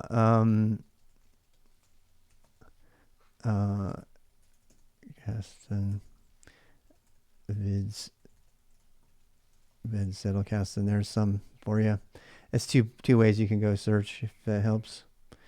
I have a modified version of it. I talk a lot about it. If you come back during AMA tomorrow, which is AMA is like at 12. This is in my about page. We can talk. So this time and this time I'm talking about it a lot. If you want during badges time, I can talk as well. But I kind of want to stay with the Kubernetes stuff right now because we're putting this video up on YouTube. All right, so I need to install kubeadm, and I need to find out what is the official way to install kubeadm, and I wish I could tell the exact offset of time, because this really needs to go in the video so people can watch this part. I mean, where we go? Where are we going? So, what is the best way to install kubeadm? Call my Zet repo a Zettelkasten. Install the kubeadm toolbox. Hey, this is the official way to do it. So let's go through the official way after we get to it. Oh my God, they didn't need to put all that in there. They really didn't. They really didn't. Installing kubeadm. Select your toolbox. Using Qpdm to create cluster. We did this before we begin. Make sure you have all the right stuff. Oh, in fact, I'm on this on another page. I'm probably right here. Yep. I fail. Okay. So terminology, but node equals something that runs Kubernetes workers or masters. What do you call the thing? I think we should probably call it host. I think the word, the instead of compute instance, I think we need to call it a host. But I think host implies metal to people. And I'm looking for that word. So if anybody has a perfect word for the thing with an operating system, host or node, those are, yeah, node, but to me a node implies it has the stuff installed on it, right? It's a host, so for example, you can have a container runtime on the host without it being a node, and it becomes a node and it has a kubelet and a kube proxy. True or false? That's That's kind of why I need a distinguishing term here. And there isn't any in the documentation at all. So unique host names, MAC address, see here for the details. Certain ports are open on your machines. Here you go. So they call it a machine. And I think it depends on the audience, right? E.g. network, it's all nodes. Network engineering, it's all nodes. Yeah. Control layer, master candidates, and members, whether worker, host, or other. The control layer, the layer itself is composed of what though, Cypheric? I think machine is the proper word. It's not though. It's not a machine. When we do it in Docker, we're not using machines. We're using containers instead of machines, which is why I want a word that's more generic. See what you guys can come up with. Yeah, but to the Kubernetes admin, it's a node when you install the kubelet. Absolutely. And most Kubernetes admins use the term master node and control nodes, master nodes, and worker nodes. In control mode, Docker used machine. Yeah. So, I mean, here we go. So in order to get kubeadm on a thing, you have to have a Linux host. Okay, so I'm gonna geek out on the terminology here because I really believe in consistent terminology. Literally called the tool Docker machine, is it? So in order to run kubeadm, I need a Linux host. Does a Docker container running Linux count as a host? In our case, yes, it does. So this is a kind of a, not completely accurate, but it's a host, right? So a Linux compatible host. To me, that suggests something to host the Linux hardware, the Linux operating system.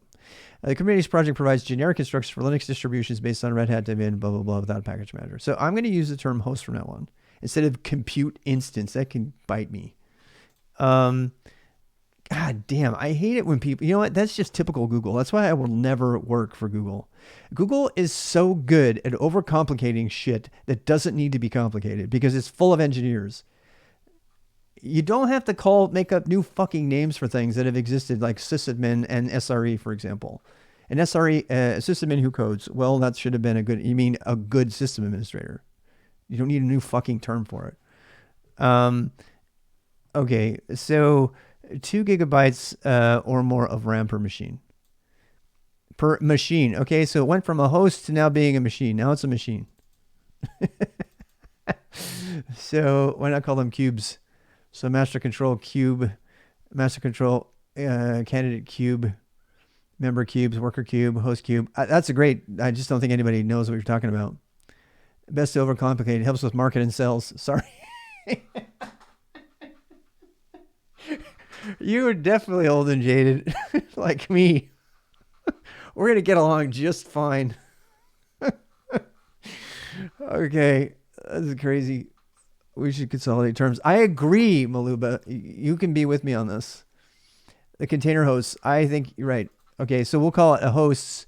We can call it hosts and machines, but in our case, we're just going to, because honestly, in 90% of the time, you're going to actually have a machine, right? So a host and a machine, let's call it host and machine. Even if, okay, here's what we can do when we talk about it.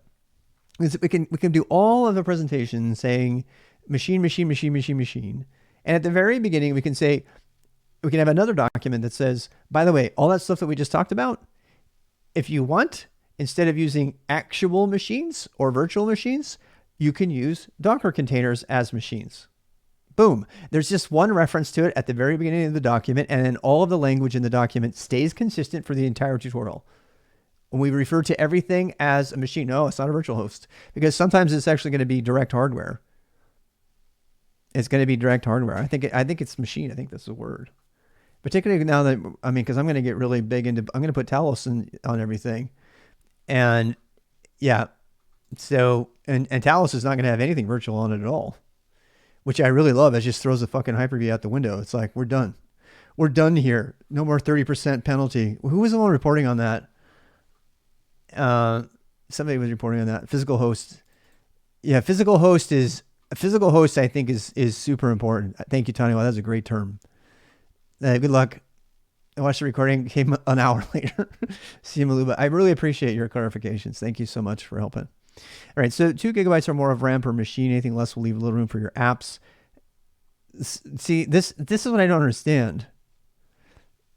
It does not tell you what you're installing Qpdm on. What part of the Kubernetes infrastructure are you doing?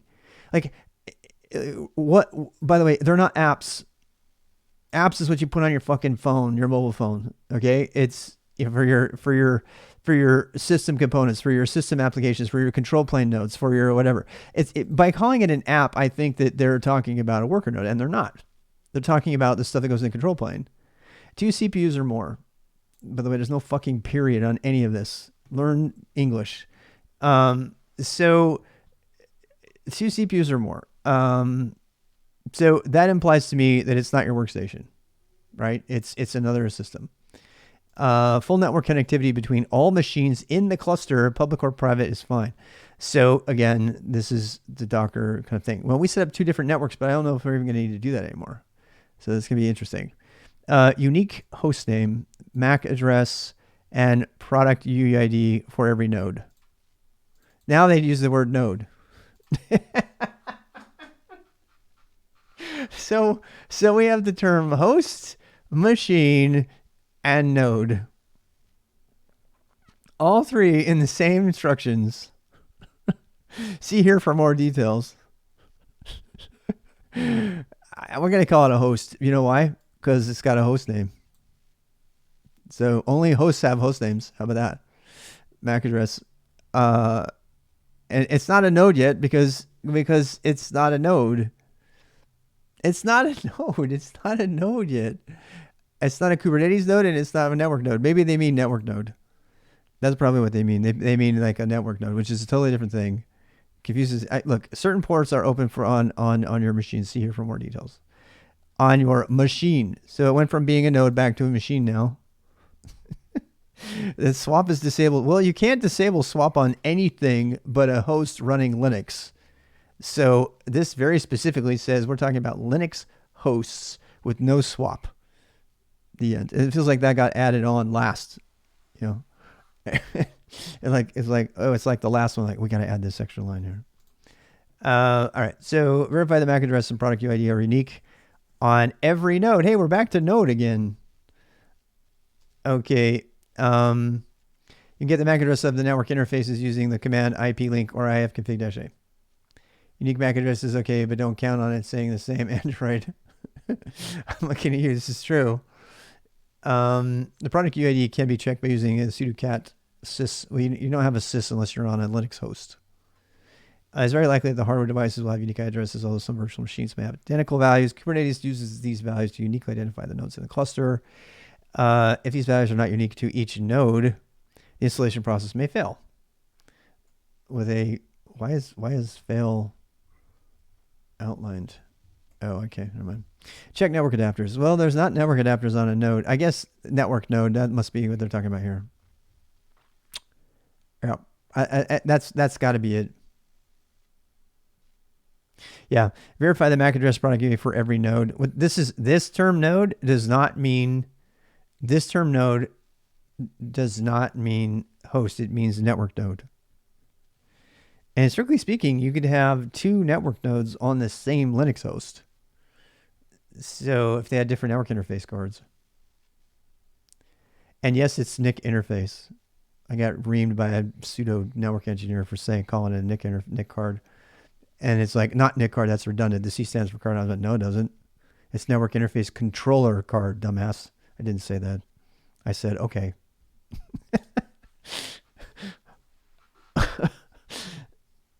So don't get all pedantic on me unless you know what the fuck you're talking about. I didn't. That's why I said, okay. And then I looked it up. I was like, I was right. Check network adapters. If you have more than one network adapter and your Kubernetes components are not reachable for the default route, we recommend adding IP routes so Kubernetes cluster addresses go to the appropriate adapter. Well, we were just talking about adapters, so I'm glad we did that. And network adapters. There we go. Letting IP tables and bridge. Oh, God. I don't even want to begin to talk about the clusterfuck of IP tables set up at our workplace. They used it to do some crazy shit, and now it's fucked up our ARP and everything. Networking in Kubernetes is a pain in the ass because there's so many network layers inside of the application that don't have anything to do with the host node, stuff.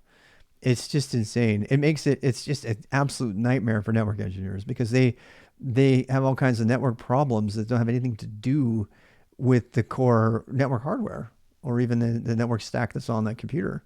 It's related to the stuff that's happening inside of all the fancy Kubernetes routing that's going on.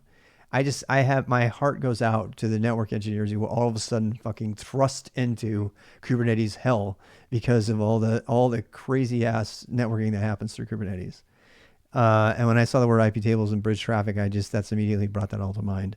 One of the reasons I'm doing this way is because I need to get better idea of how the network traffic is handled and where the boundaries are and stuff like that. And it's really important, really, really important, particularly for security. Make sure the BRNet filter module is loaded. For example, if you break out of a node, I'm talking about a Kubernetes node right now. If you break out of a Kubernetes node because they have misconfigured containerd, which has been a common attack plane for lots of people, then you get into the host OS, and now you have a completely different network access than from inside of Kubernetes. So if you're running inside of a pod, and that pod is running a container, and that pod manages to break out of Kubernetes land, then it's in a completely different network space entirely. And this is the reason that Cedero, Talos, is such a big deal, because if you break out, first of all, you can't break out, but if you did, if you were to break out of the container runtime engine, which it doesn't have, it's used containerd, it uses something in systemd, it's another implementation, I don't know what.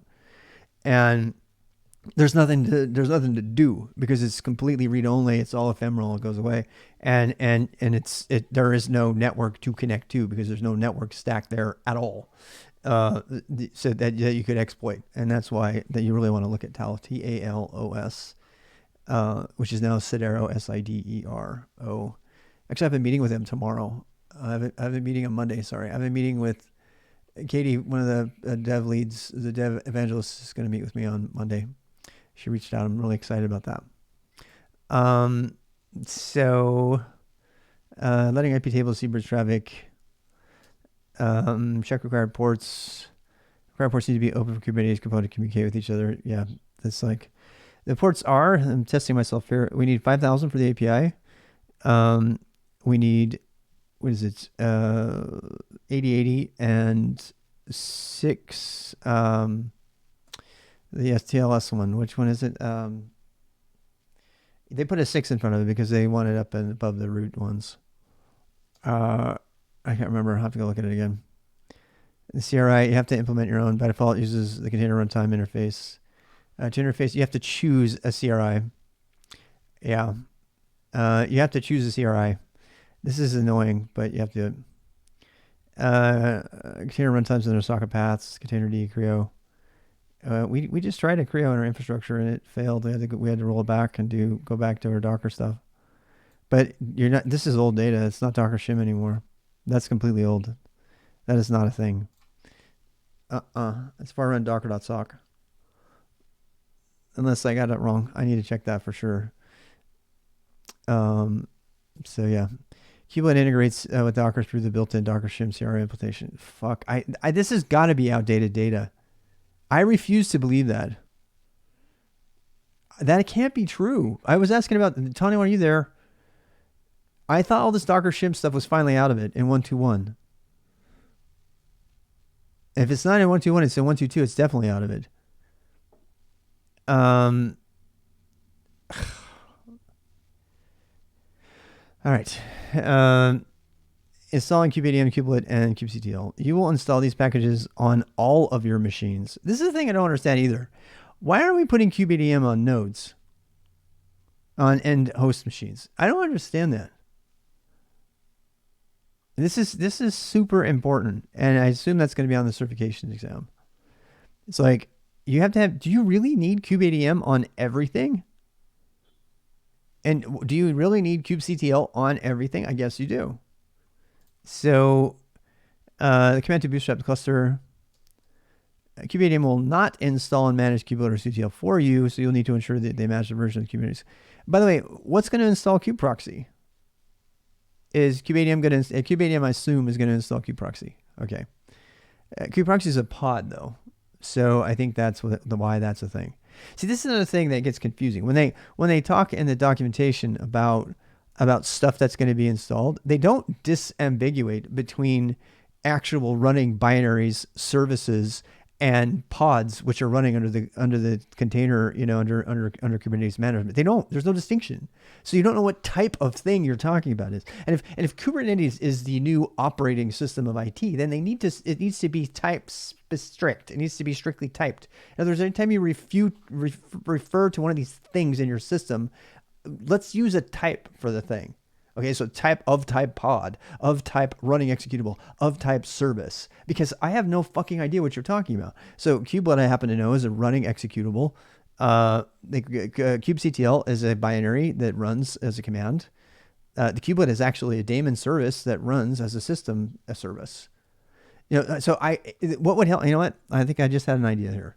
Because when I write my docs for Kubernetes, and I'm going to go through this whole thing after I finally get my head around it, and I'm going to actually, when we start doing terminology, I'm going to use types. And we say, this is of type pod. This is a CRD. This is a custom resource. This is of type executable thing. Because when we're discussing all this stuff, we have no idea what we're talking about. So like when we go, like for example, right here, oops, sorry, I messed up. Wait, here we go. So here's a controller, right? So we had the control panel. Let's go back for that. Let's go back to this one. Okay, so what they don't tell you is this. So see here, first of all, there's a missing piece here. You have to have a container runtime on here, but it's not listed because it's technically not a part of the Kubernetes cluster, even though cluster requires it. Because it says, I saw Qpdm would be needed on all masters and workers. Run kubeadm on the master instead of control plane components. It outputs the kubeadm join command that needs to run the worker and then join them both. Right. Oh, do you need to run kubeadm join on the node? On the worker. Oh, you did. That's what you wrote. Okay. Okay, now I understand. Thank you. Thank you. That helps a lot. That helps a lot. So okay. Well, I'm gonna say something here then. So why is it kubeadm not listed here? See, the diagram that I'm going to make eventually is going to have all the things that have to be on a node and what those things are, because there's a few things missing here. There's a container runtime engine that's not installed. You have to install separately. There is, and the Qblet is an executable. The Qblet is an executable. It is not, and kproxy, as far as I know, is a different service. I think these are services that talk. But you also have to have Qctl installed, and you also have to have kubeadm installed. So if you're trying to create a manifest of all the things that need to go on a node, that would be nice to have. This is all the stuff that has to go on a node, period. The other thing I want to know is all this stuff running in the control plane, is that all running on a node? Do they have to be a node? I think the answer is yes. All right, so let me go back to this. So for information about Qctl, set up Qctl. One minor version skew between Qblet and the control plane is support. So you need to make sure Qblet and control plane is the same version. Okay, got it. Kubernetes version may be skewed. Kubeadm specific for user skewed. Red Hat blah. Version skew. Update the app package. Oh, so update the app package and install packages needed to use Kubernetes app repo. Okay, that was not covered in the hard way. So I'm going to do this. I'm going to follow this. I'm just throwing out that shit. I'm not even going to finish it. I'm fucking tired of it. I've got enough to know that this is absolute shit. I don't ever want to hear anybody recommend that again in my stream. It's shit.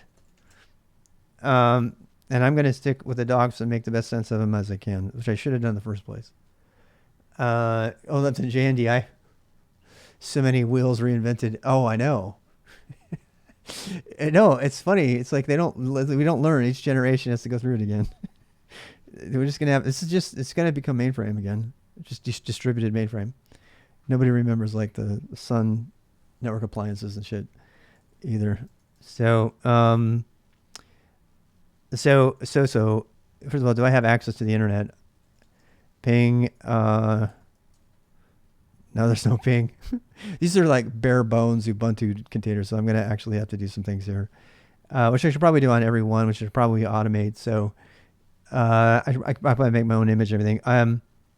I'm gonna just go through the steps, and I'll put them in my build script. So and then eventually I'll upgrade that to Ansible or whatever. Yeah, I don't want to do Ansible because that's that Python. I fucking hate Python. So we're gonna be out of the base here. Yeah, this is gonna be good. Let me go my build. Where's my build script? Oh, this is my build script. Oh, whoopsie. Okay, build. All right, so I'm super proud of this. Have a look at that. We did that one yesterday. So yeah, so this does. So if you do, you know what? I need to exit out of all this stuff so that my defaults are back normal again. Now that I know what's up and we're changing. Yeah. And this is my steps document. Yeah. All right, we're back to the steps. So we're gonna do. Actually, we need to add some steps up here. We need to add some base software. You know, I like this too because we're using containers. It's going to force me to explicitly go through the software requirements on the machine and the host in order to get it ready to do anything that's required for Kubernetes, which is core infrastructure knowledge that anybody would ask you. They'd want to know those details. What exactly has to be on this thing? So create 2 Docker networks. We did that. I don't know why yet, but we're going to get to that. So we did the networks. I'm going to create some workers. I feel like we're back on track because I feel so much better because it's 2 o'clock because we threw that out. I need to walk. I need to stand up. I've been here for like 2 hours. So I'm going to take a 5-minute break. I'll be right back. When we come back, about 10 minutes, maybe 5, 10. I don't know. I'm going to keep going here. 10 minutes or so. Let's take 10 minutes. And then I'm going to eat and we come back. When we come back, we're going to go ahead and start installing shit on our hosts, which are containers. And as I do so, I'm going to be I'm going to be making as we go through this whole thing, we'll be we're going to be making Docker files and stuff like that so that I can create my own images. Now, do I need to have my own images? No. The reason I'm going to do that is because I want the exercise of creating a Docker file to understand, what an image looks like, right? And I'm almost exactly recreating the steps that were used to create kind. So, and that's fine with me because that'll help me. The whole point of this is to understand all the components better. So that's why. All right. So lab Kubernetes. Known feature discovery. We need to put that on too. Hardway Docker. I almost don't even want to call it hardway. I kind of want to call it that because I want people to find it and know that the other one is full of shit.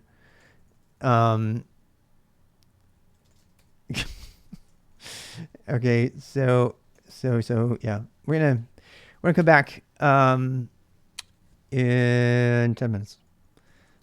See you in a bit.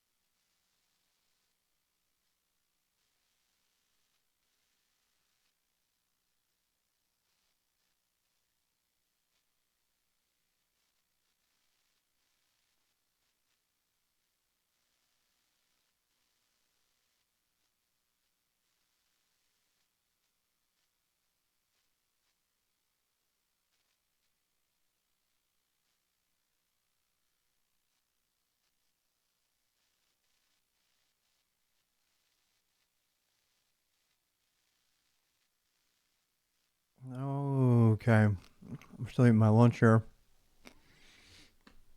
All right, so we're back at it. I'm going to use kubeadm in it, and we're going to stick with the Kubernetes.io stuff, and we're throwing out the tutorial. I don't even want to look at anything else because it's just confusing the shit out of me, and it has irrelevant old stuff that's focused on Google Cloud. So anytime somebody recommends that Kubernetes is a hard way to me, I can now objectively say why I hate it, and it's captured on video. I'm sure Kelsey's a fantastic human being. This has nothing to do with him. I just hate that tutorial that he made. And I would love to have a beer with him sometime. So this is nothing about him as a person. All right. So what's up next? Maybe I should go fix it or help him make another one, but it's probably better to just make a fresh one from scratch using Docker. So that's what we're gonna do. All right. Where are we on our steps? So I'm gonna stick on my own steps here, and we took creating the CA out. Test the master and worker nodes. Okay, we did all that.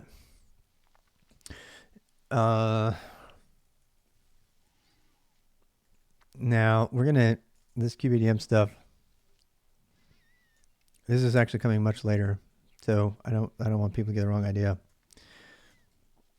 The whole cert thing, that's like way down below. So now I think the next step should be install dependencies. Install dependencies. This is going to take a while actually on all of the hosts containers. The host containers. So okay, is calling it a host container probably host? Let's call it a host container. What is a host container, right?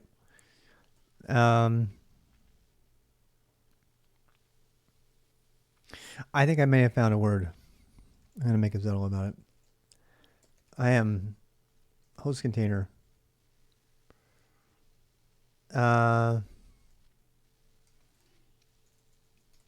Calling them host containers from now on.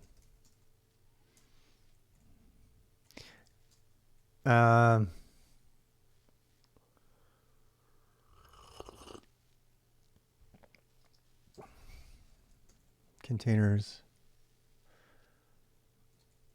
from now on. All right, so I have to write a little note about this because I'm going to start using the same terms and I don't want to confuse people.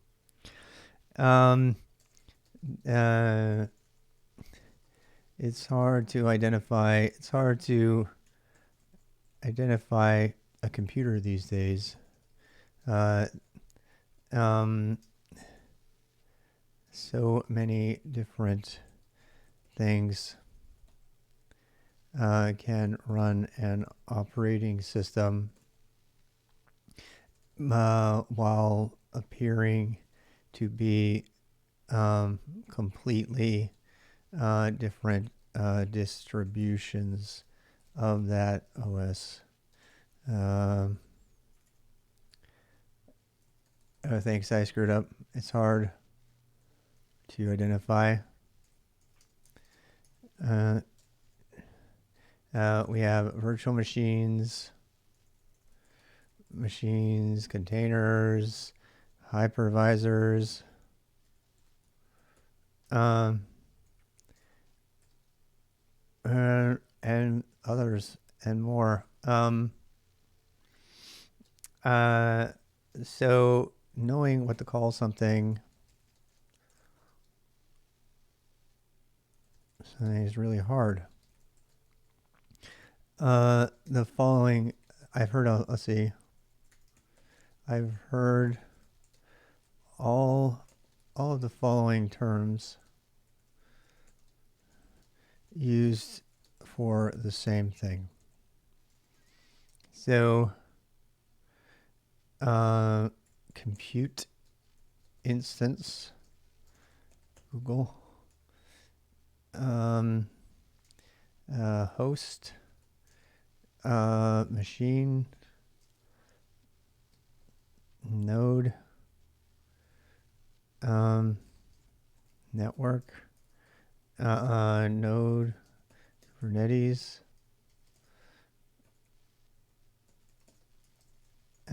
computer instance. What else do we have? That's pretty much it, right?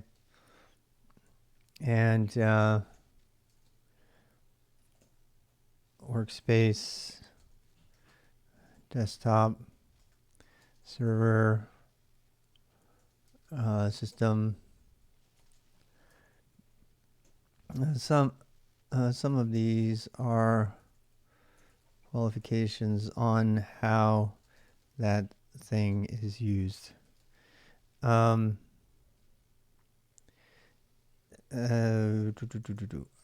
feel like host is the best term of all. After all, everything in Linux, every computer on the network has to have a host name. So they are definitely hosts. English GB.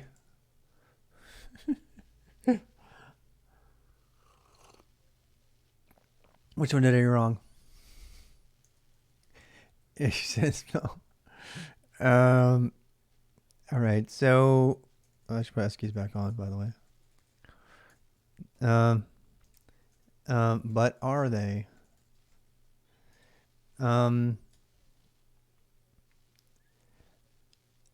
Just because it has a different MAC address doesn't mean it is a machine. Containers have really blurred those lines.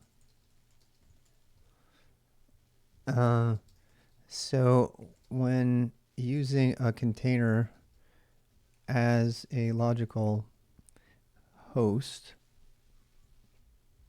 I feel like calling it such is enough distinction. So host containers, it is. This complements the term I use. The term I use for a container running everything I need from the terminal to get work done, which I call a workspace container. And use every day. From Docker Desktop on Windows that I'm forced to use by my employer. All right, so tags, terms, host, I don't know. It's kind of Kubernetes-y. Docker. I don't know what you call containers. I have to go through all my tags and clean them up eventually. Always just use VI as is. Yeah. That's funny because you're gonna hear a lot about that. I use VI as is with minimal plugin additions for all the right reasons that you would probably agree with, that many people on Twitch do not agree with. I hear shit about that all the time. All right, so for those watching in this video on YouTube or whatever, so I had to come up with a term. I'm going to call them host containers from now on. So a host container to me is a host, effectively a network host running inside a container. Okay, sharing the same kernel and operating system with the underlying supporting operating system from the host computer, which would actually in this case be the host machine, right? So we have a host machine and host containers, and that'd probably be the other term that I use. I'm going to make a big deal about doing that because whenever I encounter when I use the term first in my documentation, I'm going to make sure to call it out and put it in the glossary so people know, and I use the same term across the board. Because I don't feel like we do that enough. Okay. Install dependencies on all host containers. And then I'm going to put workers, and I think they stopped calling them master plane because of the whole slave master thing. I think that's why they're starting to call them controllers. You know what? I need to do that too. I'm going to get in trouble. Yeah, they removed the term master from all the documentation because of all the reasons. Yep. Create. I think it'll call control nodes now. 2 Docker nodes, one for control plane, control nodes, and one for the worker nodes. I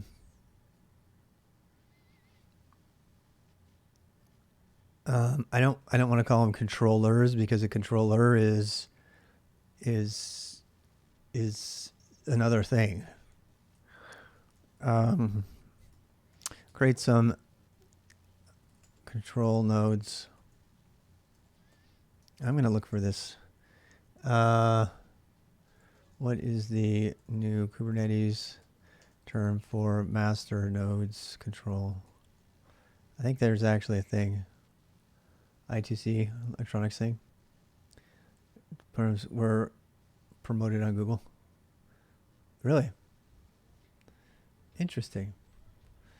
Nodes Kubernetes node controller.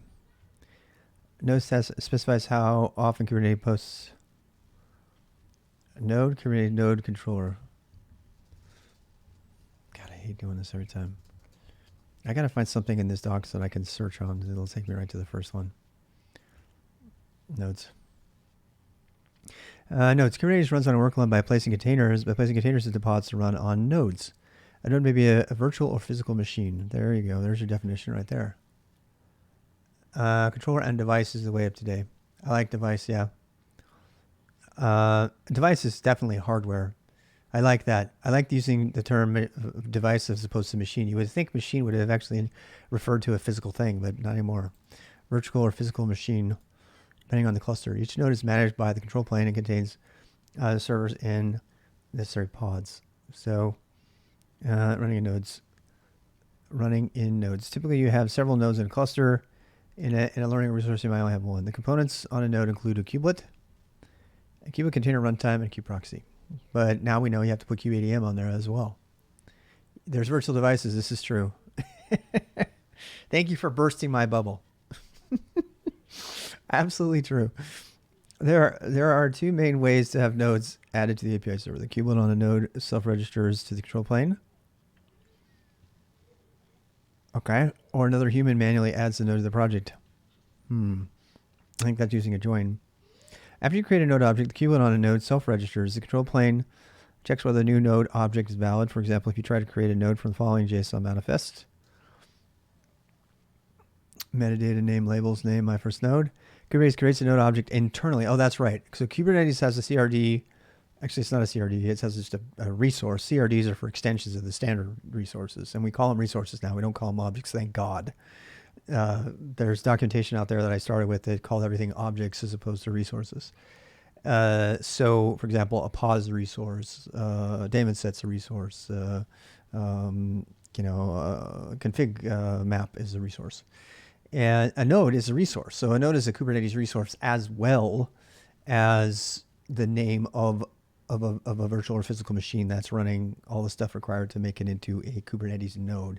But it's its representation within Kubernetes is also a thing that shares the same name, and that is called a node. It's a resource. It's a Kubernetes resource.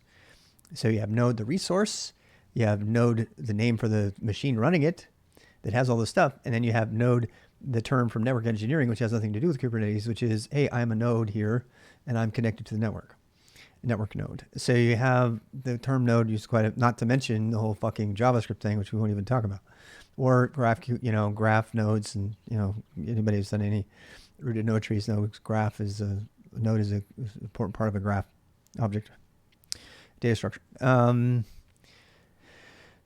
name is Phil. The node is healthy. Blah blah. Notes: Kubernetes keeps the objects for the invalid node and continues checking to see whether they become healthy. You or a controller. See, now this is not referring, this term controller is not referring to a machine like we were getting confused by in the tutorial. This is referring to a piece of software that runs that follows the controller model as defined by Kubernetes and the rest of the IT world.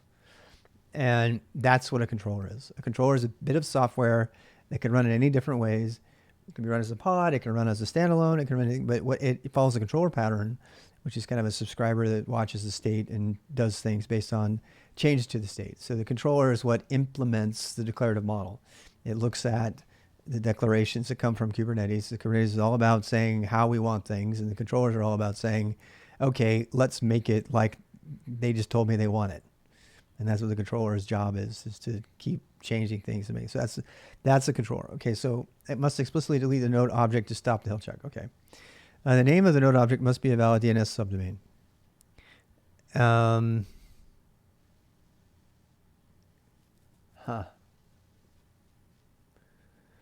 That's interesting. I don't think I knew that. Subdomain name. I made my node object is control-1. That's interesting. So you probably want to make your host name the same as your node name. You probably don't have to have that though. Yeah, node name uniqueness. This is interesting. I'm going to keep reading this because this is a fundamental part of what we're doing with the Qpdm stuff. The name identifies I know most of the stuff, but it's good to review. Node name uniqueness. The name identifies a node. Two nodes cannot have the same name at the same time. Kubernetes also assumes that the resource with the same name is the same object within a given namespace. In case of a node, it is implicitly assumed that an instance using the same name will have the same state. Network settings, root disk contents.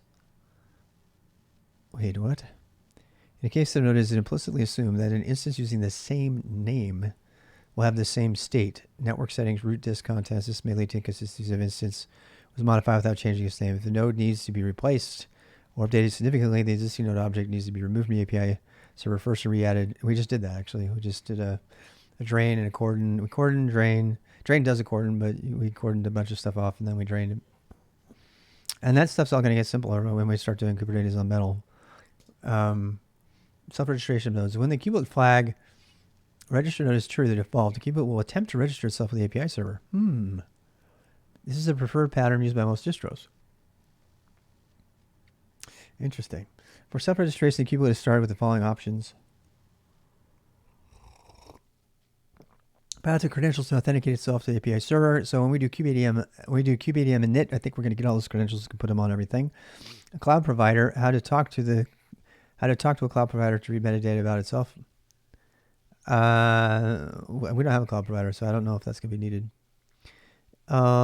Register node. I'm not going to register with the API server. Register with taints. Register the node with a given list of taints and tolerations. No, if register node IP address of the node. I think you can have it on different IP subnets as long as they can see each other, and that's going to be interesting because I don't know. I'm going to do a little experiment really quick. So taints and tolerations are pretty interesting creatures all by themselves. So they are here. I'll find you the official definition. Taints and tolerations are the way of the controllers matching up stuff that meets the constraints. So it's a way of limiting things and saying, this is only going to accept these kind of jobs. this is one of the more complicated aspects of Kubernetes, actually. And it's really important, though, because if you have it, come on. I hate having to do this. I'm going to count how many times it is to click through this thing. If they didn't put that there, when you node affinity is a property of pods. So taste tolerations use node affinity. This is so when you run a pods, essentially you can think of it like a job, right? It's something running, whether it's running all the time or it's just running once, and it has to find a place that it can run. And node affinity becomes important, like when you have GPU jobs and things like that. There are the helpers to do that, but that's what taste tolerations are there to kind of help with that. And labels are the way of setting up, a deployment, which is, kind of an instruction set for people having fun. The kids outside are going crazy. See, taints are the opposite. They allow a node to repel a set of pods. So these are just, all they are is taints tolerations are just a way of, oh my God, they're having a lot of fun apparently. Or something else. They sound like they're laughing though. It's like the whole little kid gang is right outside my window right now. They're so cute. You remember being that age? I hope they're not yelling at each other. It might be a fight. Are they fighting? I can't tell. They sound like cats. Okay, so it's just a way of mapping, compute resources to the right type of thing that's going to run, and everything runs in a pod. A pod is one or more containers, usually just one container.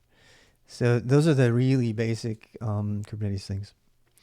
So, yeah, and we'll get back to that in a bit. We're actually going to be building some of this stuff out. So, and then we have the cluster node set, manual node administration. You can create and modify a node using Qctl. You may want to create node objects manually. Set the Kubernetes class, register node false node objects. This is interesting. So that's probably a way. There we go. To mark a node to unschedulable. When you do a coordinate on a node, it says, "Don't send me any more work. I'm not available for work." And daemon sets you want to exclude. We just did this Friday. Daemon sets are jobs, pods, replica sets, anything that runs on the computer, a running container at the end of the day. That is, I'm an infrastructure engineer in a HPC ML group right now. I wanted to be a university professor for a long time, and then I like no, and the whole academic thing is a piece of shit. I'm not doing that. I have professors. I have good friends that are professors, and they're like, no, you don't want to do this. I'm too rebellious and not politically correct to do it. So I'm trying my hardest to do what I can outside of this. If you're interested in that, tune in tonight. I know it's probably going to be late, but tonight at 9, I'm going to be doing the knowledge exchange grid, and I'm going to be working on my Occam's credentials. It's my open standard for open credential merit system that I'm developing. That's largely based on the Scout system of credentials and volunteer mentors and stuff like that, to try to encapsulate and keep up with the amount of learning that has to happen. If you stay tuned for that, anytime on my schedule, if you look at my schedule, anytime there's gold, bit drunk for code. So anytime that there's gold on my calendar. So tonight for badges, tomorrow for writing. It's all this stuff is on my Google Calendar that's linked from under my About. I'm telling you that because if you are interested in more academic side of what I do, right now I'm just doing my own learning. But if you're interested in the academic, like sharing and learning with others, which I made a business for, like years back, if you're interested in that, tune in. Then that's what we'll talk about. I get a lot of teachers. It's actually a teacher, community college teacher, who got me to stream. It's like, you need to do this, dude. So we have daemon sets. All right, so I think we're ready to go here. And so let's do this. Create some control nodes for control plane. Yeah, we're going to put something. All right, so we know from the instructions that which is not covered the hard way. Skip ahead to what time is it? To 2:38 to 38 p.m. To avoid ranting about. I'm gonna put that here. So, because I don't want to. All right. Discovered that the tutorial is completely useless. Decided to use official docs instead and struggle. This is all, these notes are going into the video, so I want to make sure to get that. All right, so here we are, and we got our build. We have our Docker instances are running here. Here they are. Here's our IPs. We don't have SSH on them. If we're going to simulate, if we actually want to simulate a true environment, we probably should put SSH on them. And this makes me actually kind of want to make an image right away for my nodes, and maybe start up the containers in a different way, because we're gonna, and I'll just kind of incrementally add new ones every time, because and I know this is scripting and stuff like that, but I feel like it'll be more valuable long term. So yeah, if everybody needs to take off, I understand. So I feel like rather than like, just deal with one end that's going to go away as soon as I turn it off. I'm gonna. Yes, I could write this in Ansible and all that stuff, but I'm just gonna use it in shell right now, just to kind of get my way. I'm gonna call it images. I'm gonna make an images directory, and inside of images, we'll make a directory for worker, and we'll make a directory for control. I'm not going to call it controller, because controller is, it's a control node, a worker node, and a control node. A control node. Yeah. All right. So decided to create images for control and worker nodes. All right. So this is the equivalent. What I'm doing right now is the equivalent of what an infrastructure person would do when they're speccing out a machine to build it to get added to a cluster. I'm never sure if a for loop with bash is better than Ansible. Just negate the arguments. It's true. Luckily, I don't have to write Python. I fucking hate Python these days. No apologies there. So bash is 1,000 times better for the stuff that we're doing here. So, okay. I'll make a Docker file, and actually, well, we can go look at the images. This is where I'm going to cheat and off of kind a little bit again, because kind already does this. I don't want to directly cheat, because then I lose the ability to kind of learn from it.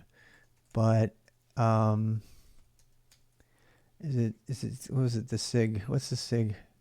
Kubernetes SIGs kind, yeah. Images. So they have a base image. I could probably do that. I could probably do a base too. You know what? It's really funny that I would end up doing the same thing as kind. I kind of like where this is going, because whoever was testing Kubernetes, kind was created to test Kubernetes, and somebody's like, you know what? We just need to make a simulated environment, and I tend to be doing the same thing right now. So that actually, to me, is a good sign, because it means I'm having a lot of the natural impulses that somebody creating a system to test Kubernetes would do while I'm doing my learning, and that wasn't planned, but I like that that's happening. So there's a bunch of other stuff here we probably don't need. I'm just trying to see the base image. Okay, so base image is Ubuntu. I guess it doesn't matter what base image I have. They're locking down the base image, so I guess that's fine. From base image as build.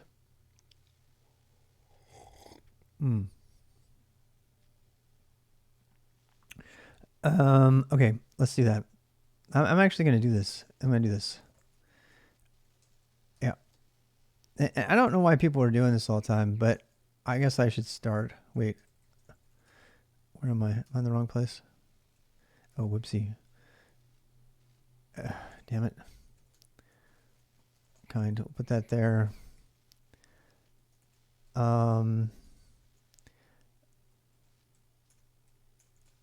Okay, we got our steps. And we'll make a new one. Shit. Okay, so we need to do Kate's lab, Kate's. Oh, thanks for the follows, everybody. Whoa. Linux tips. Welcome. Welcome, Linux tips. It's cleaner in Perl. Yeah. Wow. Lots of great funds coming on by. Thank you guys for joining. So we're going to be writing a Docker file so that we can create our own simulated Kubernetes environment right now. This is some of the other learning labs that I did before. Jupyter Hub, feature discovery. And this one called Hardway Docker, but I'm not going to call it Hardway. Basically, it started out as my take with on Kelsey Hightower's Docker thing. I'm not going to do that. So we're going to go ahead and do build. And I mean, this has got my IPs in there. I use the bash template thing. So if you guys want that, I can give you that template bash command. You might actually like that. It might be a fun project for you guys to go look at. It has built-in tab completion automatically, so that you can do this kind of stuff. And right now I'm in the middle of building an image. I'm actually making a video. This is going to go up on the playlist under Kubernetes Colearning. So these are the notes that I've been taking about what we're doing. I've spent the last hour ranting about how much I hate the Kelsey Hightower's tutorial. Not because he's a bad person, but because it just sucks.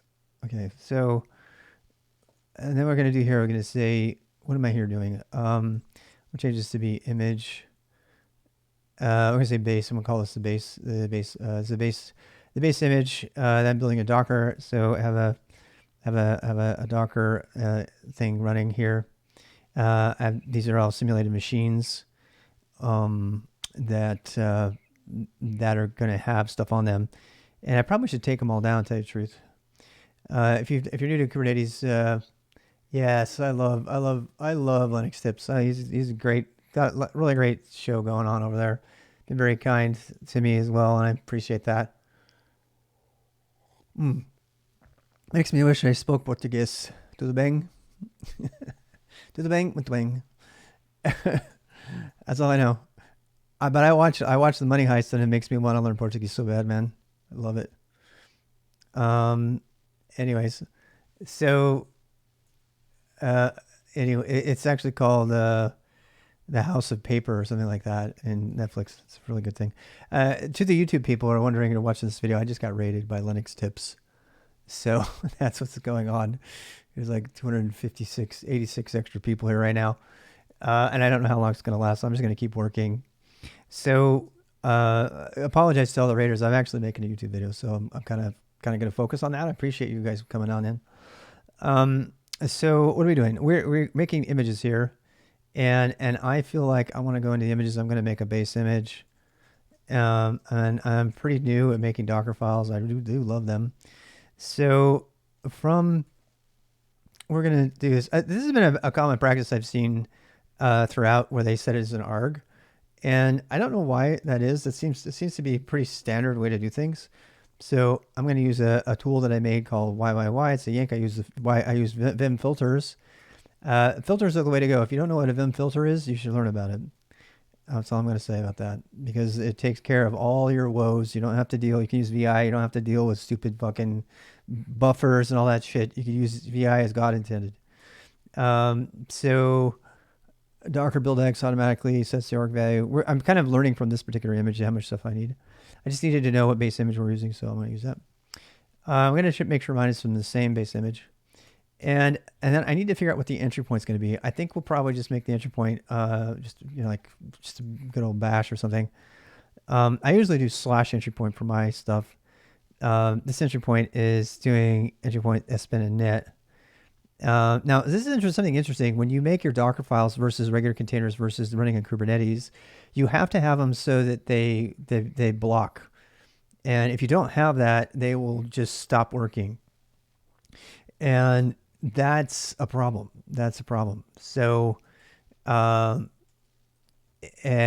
see TINI used a lot. Jupyter Hub uses that.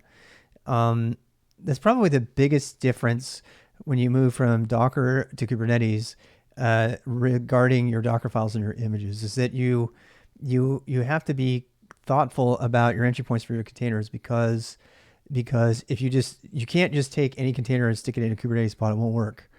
You have to go in and modify it, and then you have to change it and put a sleep in there or something so that it has something to keep it up. Otherwise, it'll just run it and stop. So traditionally, people will put, sometimes they'll use regular containers and they'll put, like, for example, let's see if I got one right now. Get pods. So yeah, I don't have a mini. Let me start my Minikube back up. Let me just start a Minikube. This is Minikube. I'll start this really quick, just so you guys can get a sense of how this works. What's up here? So we're going to run some Kubernetes. I just wanted to show you guys what I mean by this when we're making these Docker images. So the images we're making, however, are not for Kubernetes pods. We're making images that are going to be used to simulate host machines. So they're going to be what I'm calling a host container. So the entry point is not as critical. In fact, the entry point should probably just be bash, because we're going to use it a lot to just SSH anything. We use Docker to simulate SSHing into it. Yeah, me too. I love you to go dinner. And so that's kind of where we're at. But what I wanted to show you is get pods. So there's no resource in namespace. So I can actually do a deployment. So let's do that. Let's deploy Ubuntu, or something. Oh wait, let's deploy foo, and we'll call it. We'll call it. We'll get an image. We'll just make it the standard Ubuntu image. So foo created. It's okay. Get pods. So this is making a pod. This is a deployment. A deployment is it's a replica set. It's complicated, but it's the thing that runs in the cluster. So now I have this pod that's running, right? But watch this. If I do watch get pods, you'll see that it keeps getting crash loop. Why? Why is it? Oh, look, it's completed. Watch, it'll do another crash loop. We do another one. It's gonna, and if you look at the logs on it, so if you k logs on foo whatever, you'll see that. Oh, let's do a describe. Resource. Oh wait, okay, pod. So Qblet pulling image Ubuntu. You see this? Back off, starting container. This is all this stuff that happened when that thing ran. And let me see what get pods is doing now. Yeah, see, it crashed again. Why? Why did it crash? Because there's nothing to run. Because the default entry point for Ubuntu is just shell. So it runs the shell, crashes, and then takes off. Oh, we got raided. So it runs the shell, it crashes, and then it goes away. So, and you can see it'll spew all of that in the error. See, look, it's got a back off warning, right?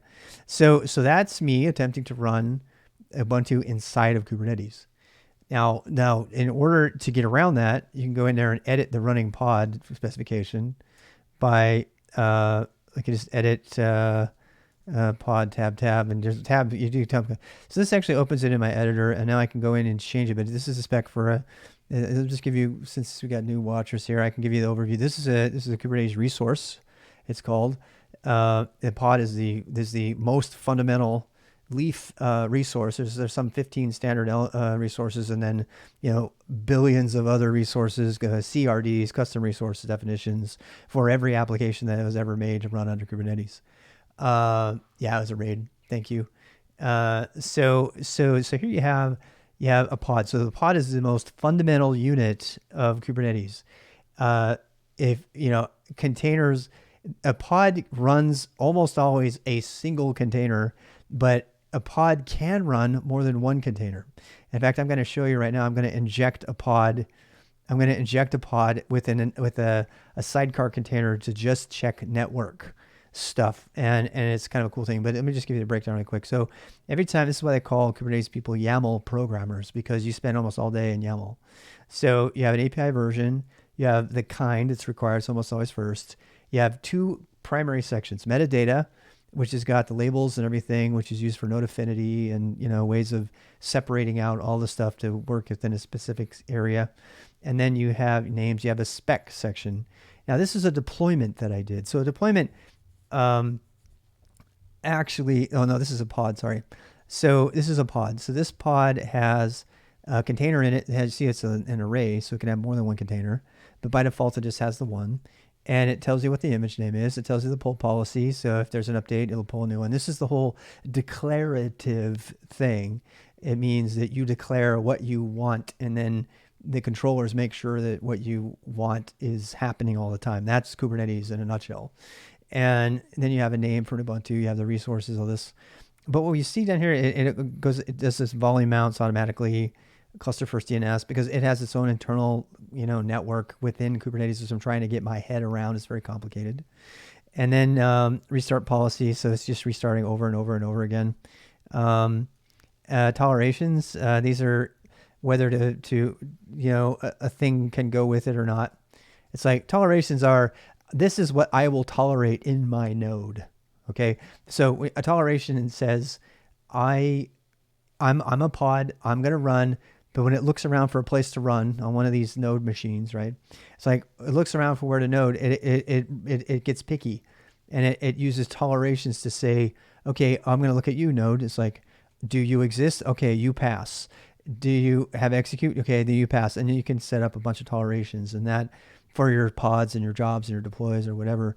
And you can say, I only want to run if the node passes all of this, and that includes things like GPU feature discovery, which I installed at work here, and node feature discovery, which give you insights into what the architecture is of the node underneath, so that you can make sure your stuff only runs ultimately on computers that have the devices and stuff that you want. And that's the whole declarative thing again. Okay, so default mode here, conditions. But what I was showing you is I wanted to get to the command. I don't see a command actually. Yeah, where's it? It must be args. No container and no args. Okay, so that's interesting. So that means it's using the default. I thought for sure it would be in here. It's not. Where's my containers? Status tolerations. There we go. So I actually need to add a command here. To show you what I'm talking about. So we're going to change it to be, you're going to change the command, and we're going to change the command to be, this is a trick that you can do. You can do tail -f dev null, and this will force the container to run and stay up. And if you know what I'm talking, if you've ever done Docker that's got an entry point that's not bash or something, then you have to do exec itd, right, to keep it running, and then if you don't, but see, there's no idea of a D in Kubernetes, so you have to cheat it. So when I say this now, it might get mad at me. Let's see, pods is invalid. Oh, is it already dead? Edit pod foo. Oh, I want to edit deployment. Not the pod. The pods get thrown away all the time, so I want to edit the deployment, not the pod. Duh. I feel stupid. Okay, so foo. Container. There we go. Ubuntu policy. And I can add my thing here. Yeah, because every time the pod gets shut down or restarted, it makes a new one. And so it's not staying because this is a template. This is a deployment is like a pod, except for it has a template for what to make into the pods every time it makes a new one. So it's a template for each pod, which gets a little bit crazy because it's like an abstraction, right? So we can say, I want the command again. I want it to be tail -f dev null. I think this will work. Let's try. Maybe not. Please edit. Open like beginning of the empty file. Deployment apps foo is not valid. Nil value. The edited file is valid. Containers unknown field command. Oh, it's not CMD. It's command. I think it's command. That seems to have taken. Yeah. All right. So watch k get pods now. If we watch it, watch k get pods. And now we can see it's running. So the other one that had the crash loop is getting terminated, and the new one is already running. And you see how it's running now. It stayed up, right? Because this container, when it's running as a pod, has to run.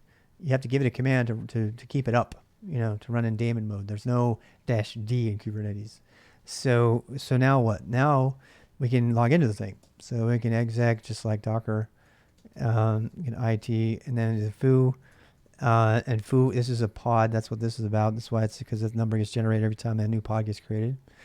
And then, unfortunately, for this, you have to put -- to tell it what you want to run. And then we're going to type bash. I'm sorry to all the people who follow who couldn't speak for the last 10 minutes. We got really badly trolled, and I had to do that. So now I'm running. Now this probably looks familiar to Docker users, because look, I got a kexec. In fact, it's almost exactly the same. I always forget these two things here. But this says, hey, it's the same thing as if you SSH'd over here and you ran something, right? And you can look around, you can tell it's just Ubuntu. So this is, and it looks extremely similar to Docker, because guess what? It is just Docker. It's just Docker. In this case, it's not just some container engine. It is Docker. So Kubernetes is using the container engines on each of the node computers to do all of that. I don't like Q-W. People tell me that all the time. I don't like it. You know why? Because -w uses the API for watch, and it's not the same. It actually is. And also, watch covers everything. So if I want to do this, if I want to do get p&o like that command I just did, you can't do with a -w. So I thank you for the suggestion though. -w, somebody clarified to me, -w actually uses the watch API, which is a specific thing within Kubernetes. And it's a little weird sometimes, because it'll output stuff that you're used to seeing, like a single execution of get pods, right? But when you use -w, it will incrementally add all the different states as it's going. And so sometimes, first time I saw it, I thought it wasn't working, because I thought it was not refreshing properly. I thought it was not refreshing. So I've learned from other admins that this is a pretty a lot of people have this command that I just did. They have that as an alias, because it's just so useful to show in real time what's happening. You don't need K9S. K9S is going to make you a bad engineer. Look, if you want to use K9S, fine. Learn all the other stuff first, honestly. And use, in my opinion, you should use filters and aliases. And a lot of people use K9S. I don't think it's a good idea. I made a video about it. I deleted it because I didn't want people to get offended. I mean, normally I don't care about that stuff, but a lot of people use K9S, and I was like, yeah, as long as you don't ruin your Qctl skills, because you need that. You never know, you're going to have K9S on some random deploy, particularly if you're a contractor like I am. You never know what account you're going to be on. And I might be on some account that doesn't have K9S. I guarantee you that my team right now would laugh me out of the room if I suggested we install K9S on anything. Now, you can install K9S on your computer where you have Qctl running, but in our particular case, the standard team policy, which I hate, I don't do it, I bypass it, is for them to log in, SSH into a login system and run Qctl from that system, which is running like vim 7 dot whatever and a bunch of other old shit. And they used to tell us to use PuTTY to log into it. I'm like, fuck that, I'm not doing that. And so, but I tell you the story because I want people to understand that there are really huge enterprise deployments that don't let you do what you think you want to do.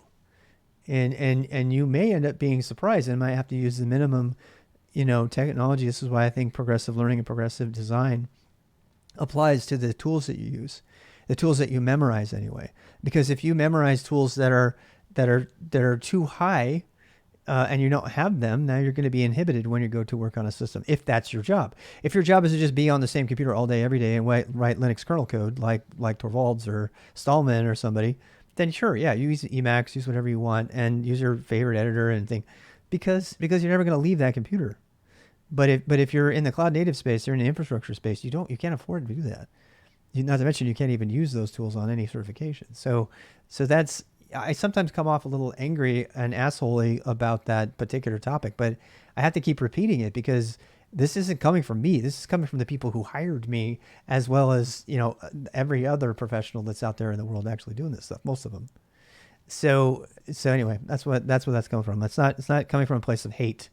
When I say NeoVim is shit, I'm not saying it because I hate TG or anybody like that at all. They're fantastic people. I just think it's a useful tool for a very tiny select number of people that will never be able to use it on a certification or et cetera. Anyway, let's see. We managed Kubernetes clusters from our own PCs. You have K9s. Yeah. If you're lucky, if you're one of the lucky ones who manages your cluster from your own PC, then yeah, something like K9s makes sense, I guess, if you weren't willing to throw away screen real estate for no real reason. I would rather write my own scripts and filters and stuff personally.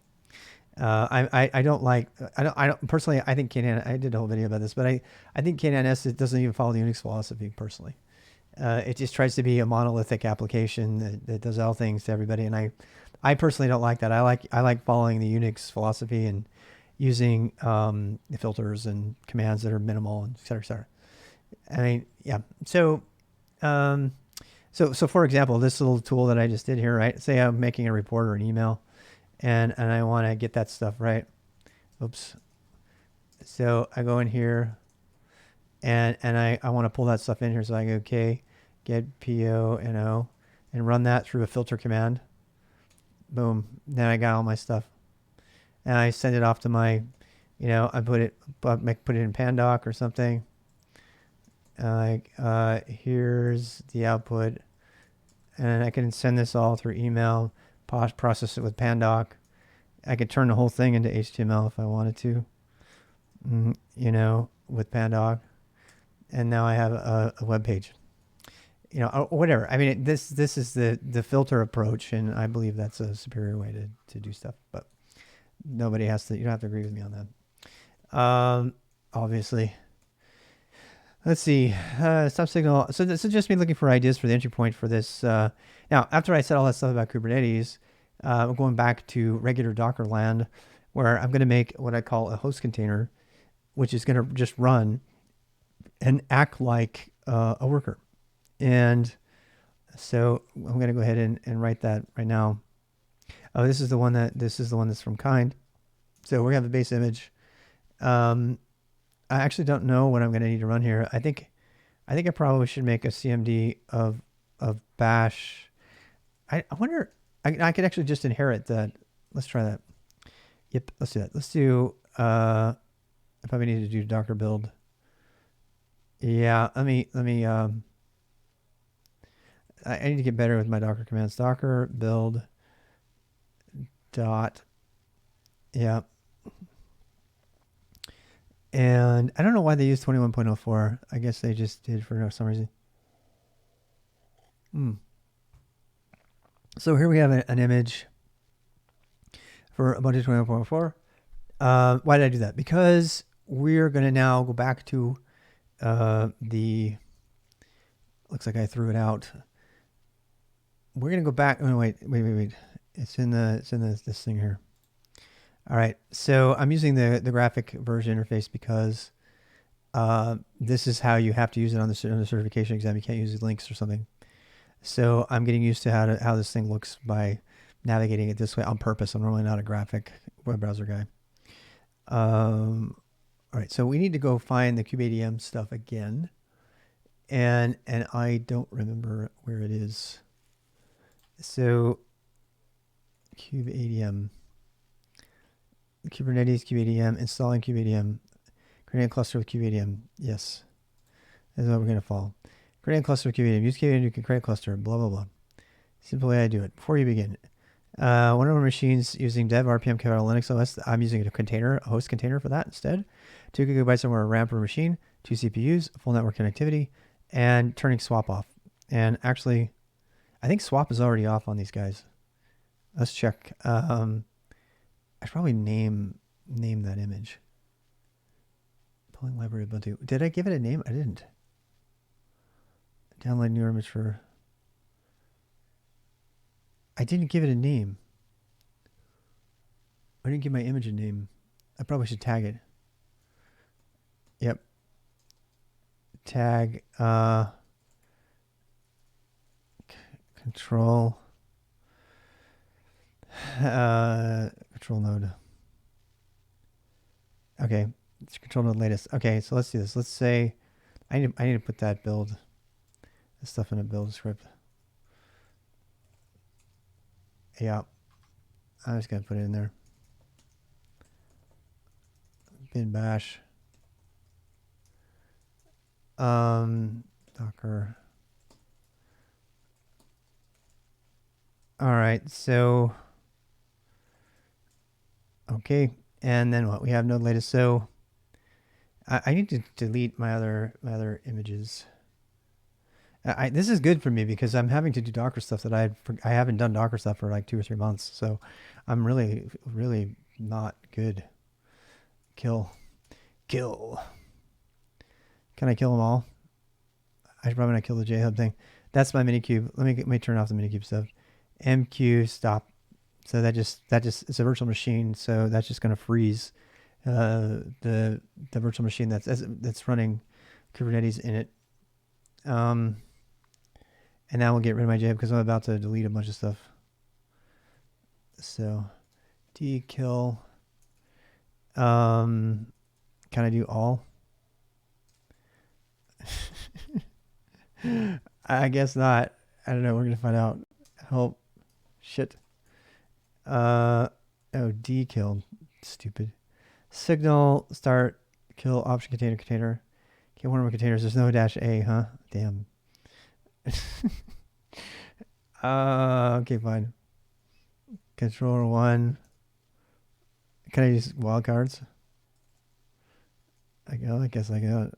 I want to rebuild these, so I have a script that builds all these. I should probably put it in there.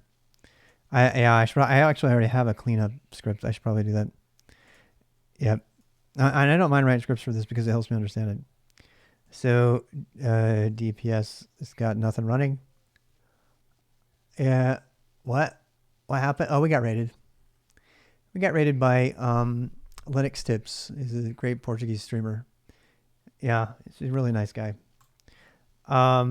So we're just playing around with Kubernetes now. And thanks. See you, Roka. You need to come back. Yes, for sure. Please take a look at the schedule, right? So this is in my About page. So AMA, the green times are the time if you have questions. And you can there's my calendar. So however you want. I'm just trying to make it easier for people to know what's happening here. But I'm having a really good time on this particular project because it's helping me understand all the pieces and Docker. I'm getting better with Docker as well, so I'm super happy. All right, so why did I make a Docker file for the base image? Because we're going to have to add stuff according to the documentation. We have to install Qpdm, and I want to figure out what the standard way to install Qpdm is. We have to install Qctl, which I already know, but I want to figure out, I'm going to create run lines for this so that my Docker file becomes sort of a point of reference for me. If I was building a machine from scratch, this is one of the reasons I like host containers, because containers come with nothing, right? So in some sense that's annoying, but in some sense when you're learning, it's really great because it forces you to focus on every single thing that has to be there to run Kubernetes as a node. And so I want to be forced to add everything because I want to be made aware of the dependencies Kubernetes has on this thing, even at the lowest level. Like you got to do cert CA and a bunch of other stuff. So that's why I'm doing it this way. And I really like this approach. I'm gonna be writing this up. I've already started, but I'll be writing it up a little bit more a little bit later too. But this Docker file is going to be the point of reference for me to see what has to be on here, even though it's going to have lots and lots of overlays for now. It's not meant to be efficient. It's going to, So what are we going to do next? Where is the docs? Here we go. Okay, so you also need a version of Qpdm, that can deploy the version of Kubernetes that you want to in your new cluster. It doesn't tell you how to get any of that. Now, what I want to know is how to get all of that. And this seems to be a problem. Install a single control plane Kubernetes cluster. Install a pod network on the clusters of pods. instructions, installing Qpdm on a host. Oh, good. C, installing Qpdm. All right, installing a control plane node. Installing Qpdm. All right.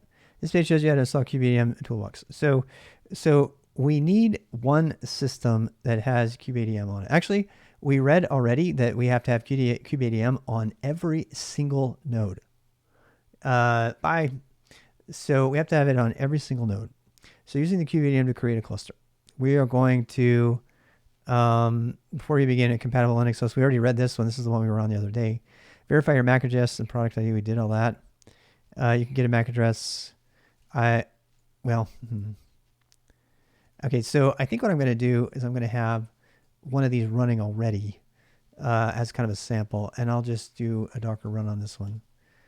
I can do ITD, I guess. Yeah, let's do that. The Docker, is it exec ITD or run ITD? I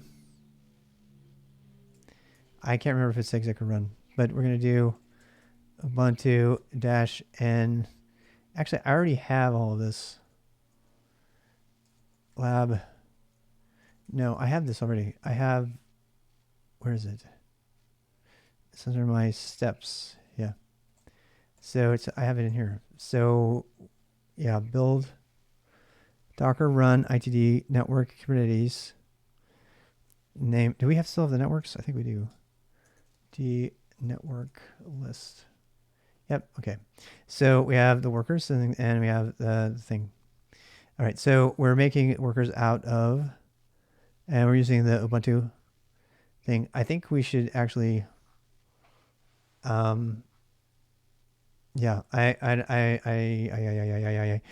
we have to figure out what image to use. I think we should probably use the image called, Kate's, worker.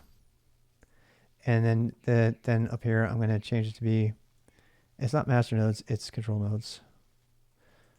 Control. And I'm going to change this to be Kate's control.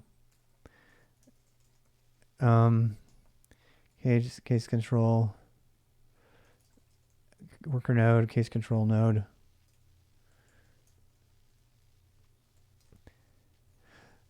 I'm going to tag them weird like that, just cause.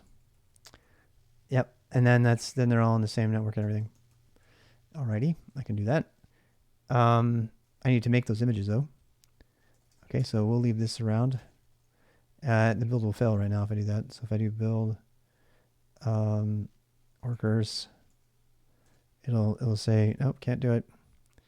All right, so we need to make one, and that's what we're doing over here. All right, so I forgot how to name the image though. So this is the base. I wonder if we just need a base node image. I mean, I don't know if, I don't know. I mean, I don't know. Let's do this. Docker file. I mean, okay, I'm trying to go fast here. Docker file. All right, what we got? Base image. No, we want the base image to be base. Yeah, we want it to be, I want it to be my base. So I'm trying to find out how to do localhost. Okay, Kubernetes base. That's assuming that in the base we're doing that. Images, okay. As build.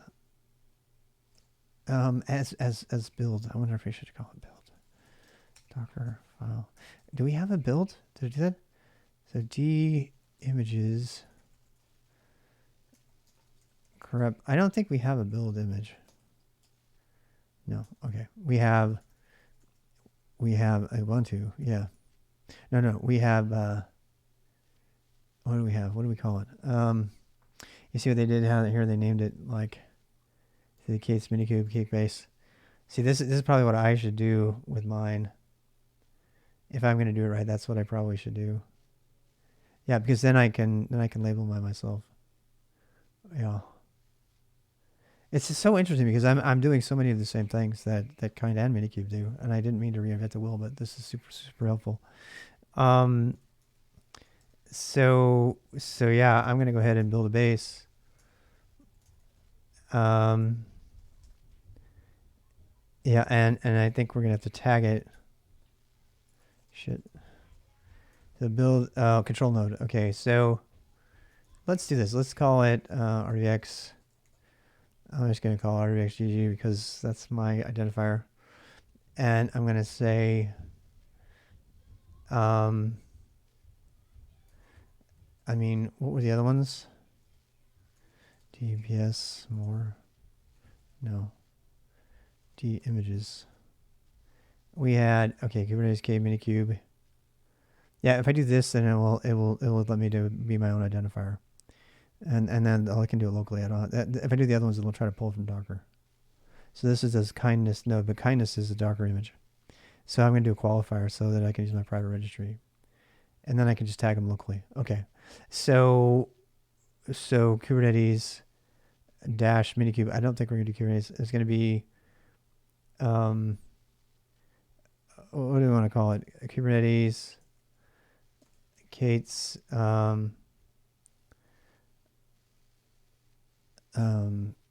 Docker way. Hard Docker.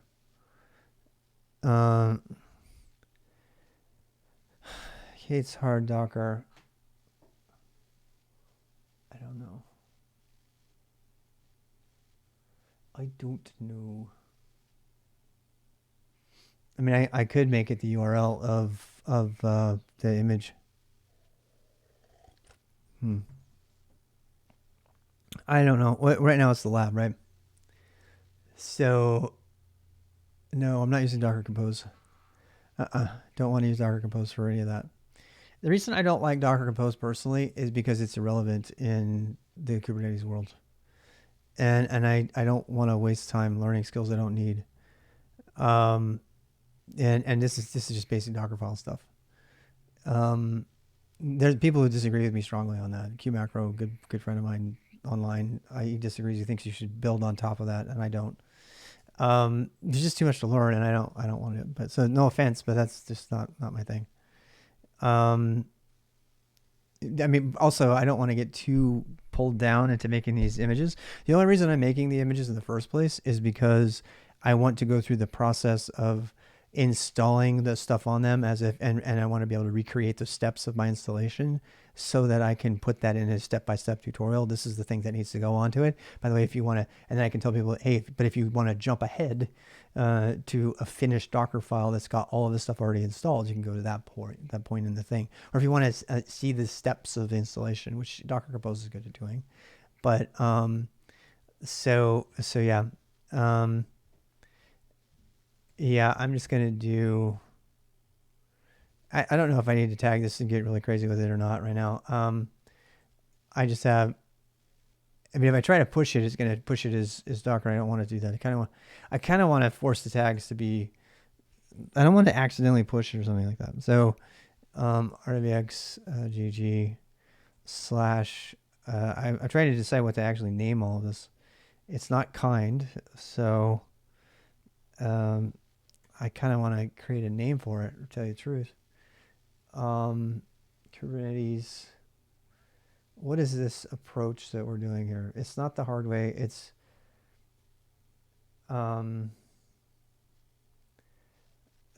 way or something like that. Kubernetes tutorial, Kubernetes lab, hard Docker. That's what it's called right now. And then I'll do slash control. And I don't want to call it controller because that word gets it's a controlled node, and I want to stick with that. So this is actually the base though. I'll call it base. All right, that makes me happy. I know, like finally. So control. So we're making computers here, or we're making hosts, whatever you want to call them. We're making hosts. Shit. Oh, I fucked up. I should use my thing. Oopsie. It's in the build.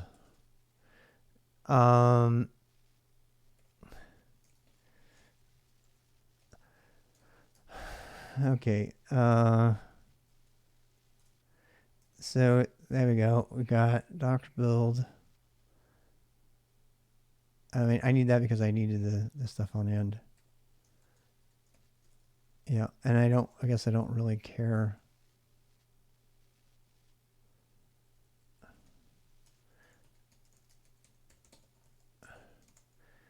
All right, so, I mean, I assume that'll work. From base image as build. I don't know that we need that. I don't think we do. Nope. I'm not gonna. Yep. Wait. This is the base one. I screwed it up. Shit. Where am I? This is the hard part of this.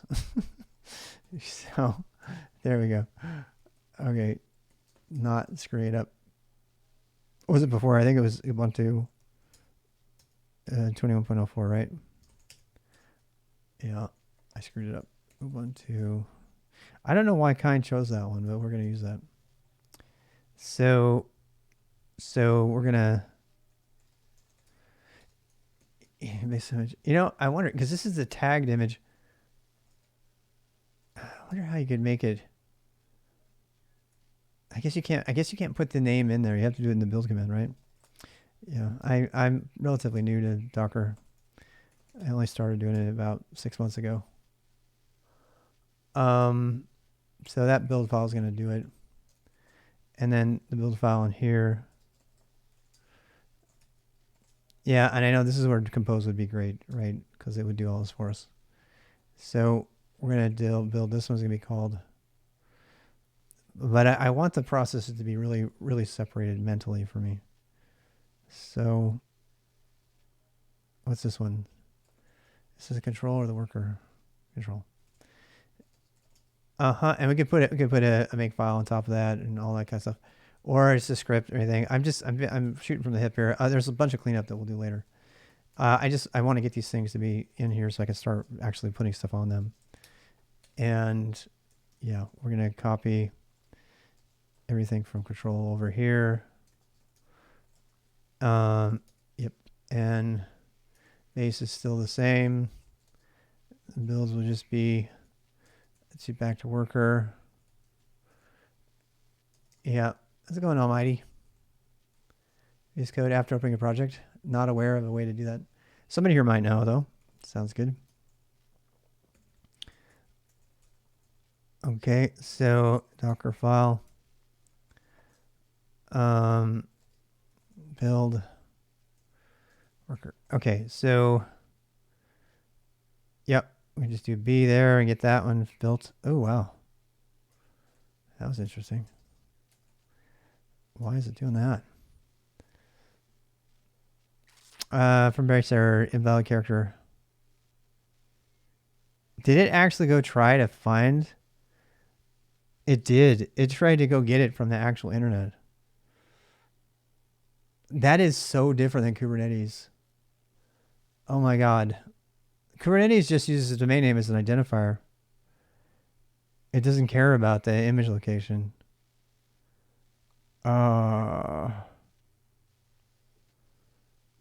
is weird. That means I'd have to put a private registry up there. I'm not doing that. That's another area where Docker and Kubernetes kind of cross-pollinate your meant, like the whole, kubectl exec versus Docker exec. They're not the same. That is a place where they've ruined me. Because in Kubernetes, this is just a namespace. Doesn't have to be an actual thing. That's not the actual name of the source for the registry. So this means I'm going to have to get creative and make a single long name for this stuff. Yeah, I'm just going to do that instead because I want to use it locally. Yeah, And yeah, and that was not expecting that. You know, because it's Kubernetes. It's like there's a Kubernetes way. The Kubernetes way of thinking of things is just slightly different than the Docker way of thinking things. And it's one of the reasons I don't want to confuse myself with compose files, because there's just a bunch of YAML. It's going to screw me up because I've got all the YAML syntax I learned for Kubernetes and all the different controllers, and I mean all the different resources. And if I try to stuff Docker compose files, which are also YAML in there, I'm afraid it'll just be too much of a clusterfuck for me to understand anything. I could probably do it, but you know, there's just so much. So I'll make this a single thing. This will actually work for sure. Just run build. B is a thing that runs. What? Is it looking for it on Docker now? It is, isn't it? Oh wait, there's not a Docker file there. What? Base. Oh, it's because it's built off base. I see. Okay. Well.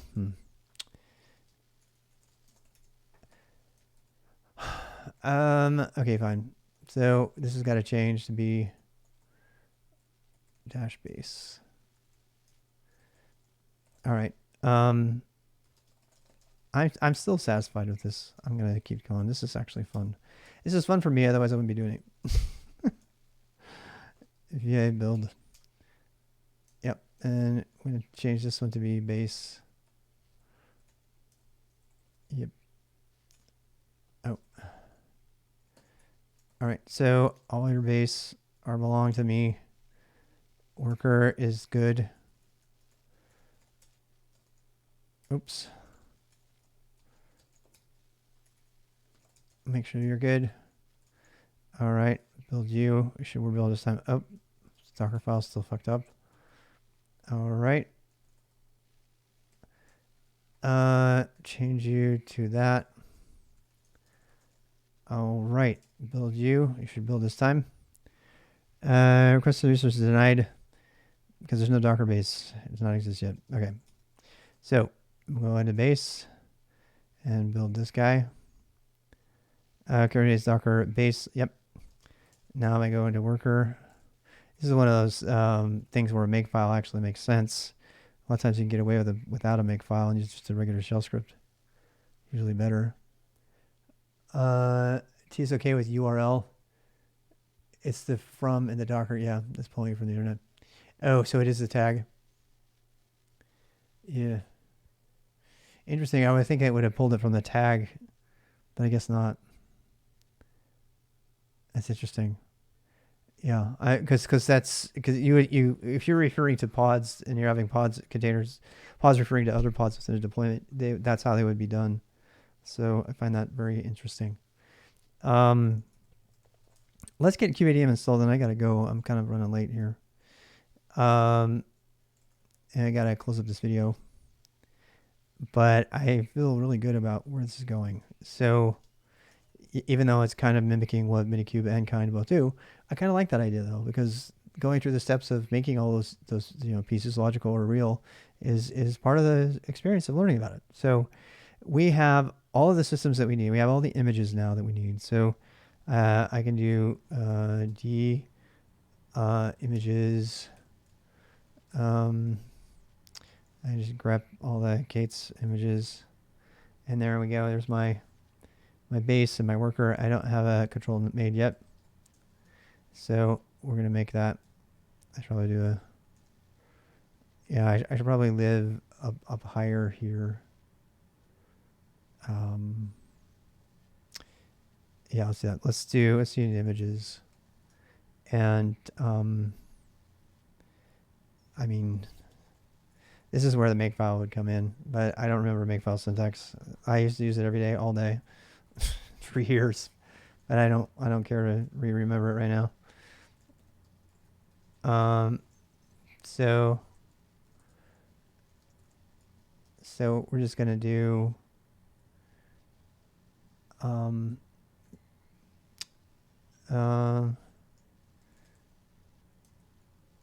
do base build worker. Yes, it could be a for loop. actually. I could probably get away with this. I wonder if that'll work. Nope. We have to CD into them. That's right. For base control worker for image in do CD. I don't do popd very much. I don't need it. So CD into image. I know it's a full word. I don't care. Let's do CD back, and then we'll just do build. Again, I could have done that with make, but that's done now. It would have had I done it that way. Yeah, I could have done that. But yeah, I mean, this is fine too. I don't care. So be. Oh boy, that doesn't seem good. I have some kind of loop. Sending Docker to Docker daemon. Why is it doing it still? Huh. Interesting.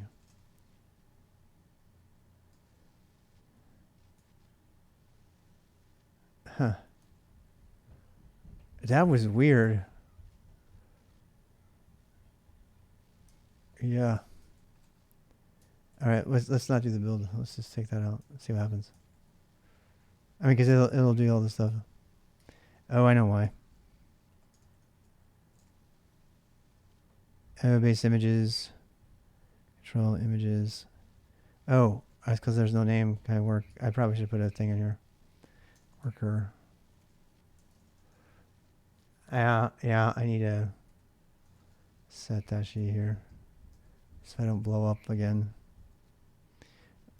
Worker. Okay.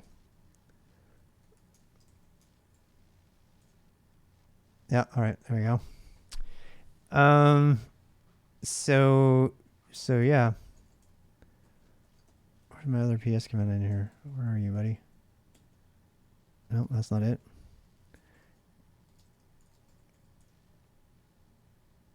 Oh. There we are. Hard Docker base. We can get rid of that. Docker controller. Oh no, this is a different one. This is the Kubernetes Minikube one. We can turn Minikube off too, by the way. Oh wait, that's just an image. It's nothing. Okay, it's not running right now. That's right. Profile. It's like stopped. Okay, profile.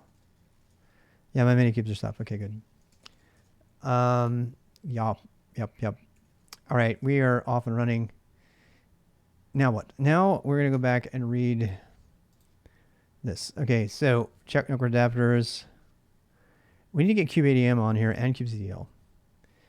So let me, I think I can put that in the base. Okay, so base build.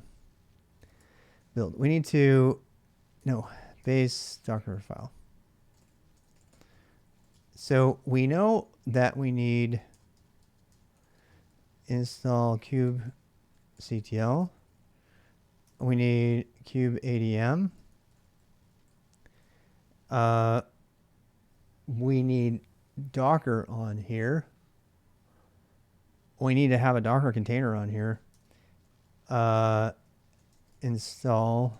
This is actually going to be a matter of mounting. We're going to be volume mounting and exposing the Docker container port for this socket for this. So we're going to use the host. That's actually one thing that's going to be different. I don't know if I have to actually do that though. I could probably, I don't know. I mean, I think I probably could install a Docker in there. The difference is that it would try to install Docker. It would try to install the same images that are already there. I kind of want to reuse the stuff that's already in the source container, which means I'm going to have to mount the socket, which is the equivalent of installing Docker. No, it's not. You're still going to have to install Docker on there, aren't we? Yeah, we're going to have to install. I'm going to put Docker on here. I don't think Docker is needed. I think containerd is needed. So we're going to have to say, I don't know. We're going to have to put install container runtime. These are the reason I'm writing these is because these are the steps necessary to make a node, period. You have to have Qctl. You have to have Qpdm apparently, and we have to have kube proxies got to be on there. And I honestly don't know how to get all that on there. We're gonna figure it out though. All right, so it's like Qpdm. Apparently Qpdm is the first thing to install, so let's put that first. And Qpdm will barf if it doesn't have a container runtime, probably. Qpdm is like the thing to do. So you have to have UIDs, sudo cat. Use MAC address on the network interfaces using IP link. Yeah, I think I do. I mean, I don't know. Let's try. Let's do. Actually, no. We need to fix this. We need to. Yeah, we need to fix. God, these kids are having a blast out there. Fix the build. We're gonna do Kubernetes. Oh my God, they're so loud. Oh my God, it's funny. Kubernetes, lab Kubernetes, hard Docker. Wait, where are we? Hardway Docker. So we did a hard dash Docker. I'm going to rename this later. Yeah. Okay. I need to see that because I want the name to be the same. All right. Hard Docker dash worker. And then this is going to build the controller, control nodes, control node, worker node, and that should be it. So we just do B. No, we need to do B workers. Latest locally can't find or pull request. Hard Docker worker. Lab Kate's hard Docker dash worker. I thought we had that. D images grab Kate's. Oh, we had that. What do we have? Kate's hard Docker base.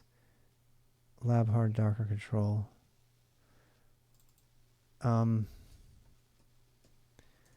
What do we not have?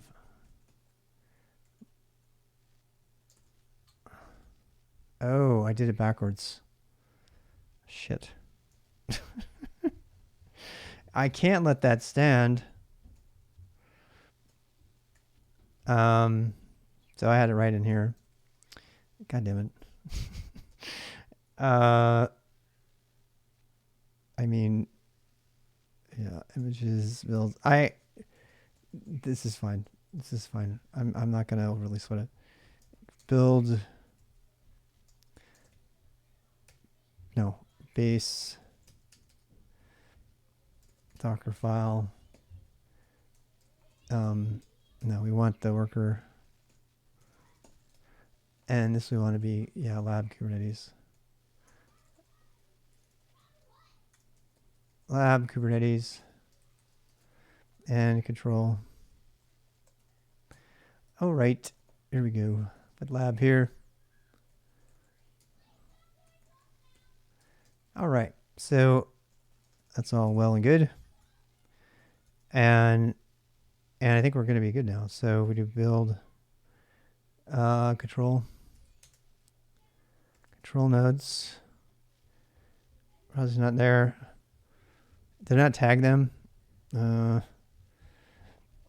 Yep. Okay, so D image tag Kate's control latest with this just because I'm stupid. All right, and then worker. Shit. How do you remove tags? Tag rm. Yes. Client tests.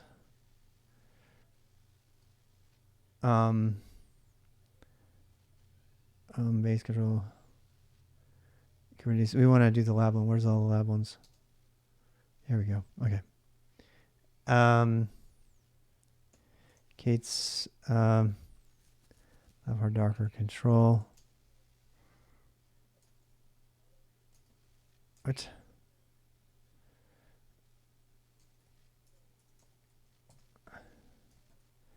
The valid repo. Well, I don't care. All right, so message image. Oh. I don't know.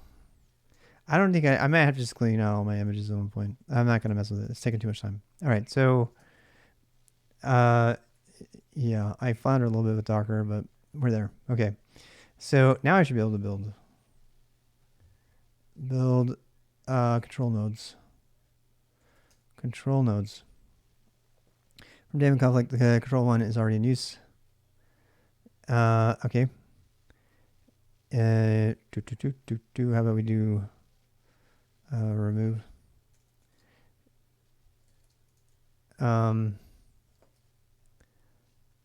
Did it make control 1 and 2? Oh, wait. I know what we could do. I think the build script actually removes them. Yep. Worker 1, 2, 3. Yeah, we're gonna do that. Workers. Where's the master nodes? Oh, well, we didn't change the names. Dummy. No, we want that to be worker 1. Okay.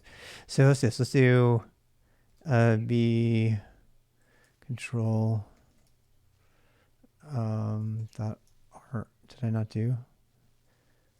Did I still leave it master nodes? Oh, God damn it. Control workers or control nodes. Control nodes put you up here by your buddy. All right, so b control nodes dot rm, boom, and I'm going to do workers dot rm. All right, so now everything's clear, and we can add a new one. B control nodes, build control nodes, boom, and build worker nodes. 2, 3, and we go get the IPs from everything. Here's all the IPs. Huzzah!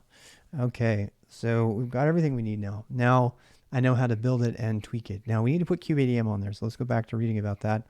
And Qpdm is going to be the first thing we're going to put in. So I'm going to put the instructions about how to put it in here in the Docker file, as well as just going out to do it on the endpoint.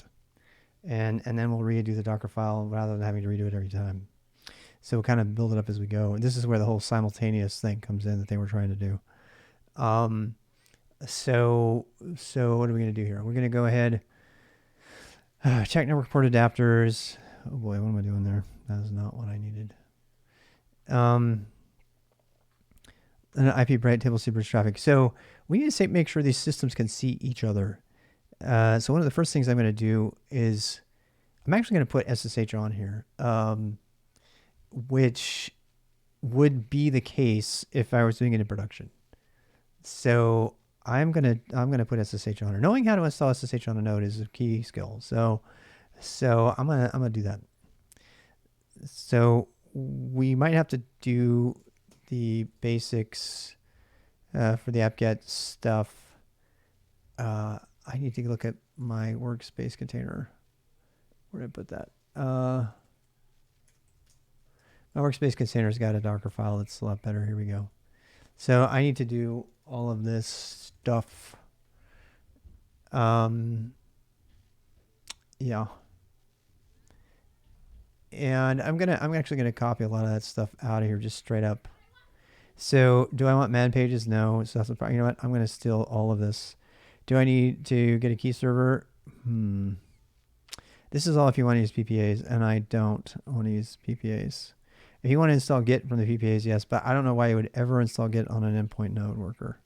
And the whole point is to have them made minimal. So this is my workspace. It's a little bit stuffy. But I build essentials, all this stuff I don't need. CA certs I do need. So I just want to have this as a point of reference. So we're back here doing our images. So images, I mean, let's go try to do them one at a time. You know,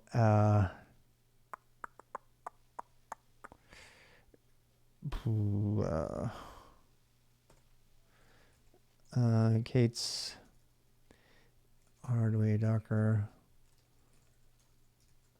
I'm gonna call this images. Shit. And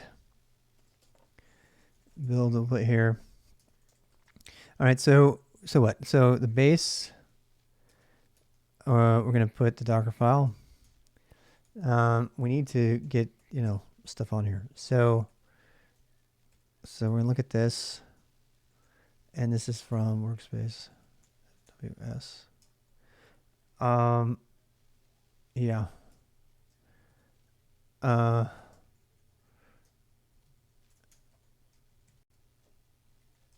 You can put that in there. We need Debian interactive.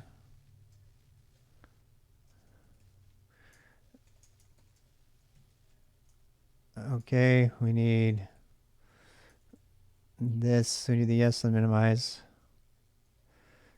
I'm gonna grab all of that. I'm gonna be deleting a lot of it, but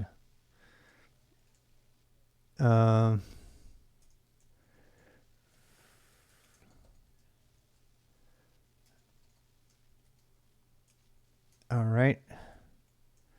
So they've got all that in there. And then what? Now we need to do. We need we don't need unminimize. You know why? Because we don't need unminimize.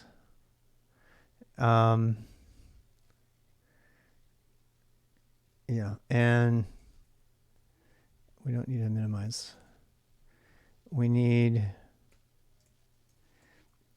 apt why no install recommends upgrade yes. Install yes. Apt utils. I don't know how many of these things we're going to need, so I'm going to get rid of them. I know we don't need that and that. Server properties common, we don't need. App transport HTTPS. CA certs we do need for sure. Curl's probably a good idea, but I don't need it. We're not going to do the ABD stuff because we're not adding repos at all. We're not doing another update. Actually, yes, we can. We can do upgrade and then the update. Yep. Install, no recommends. Yeah, and I don't know what we're going to need here. We're going to need stuff, though, for sure.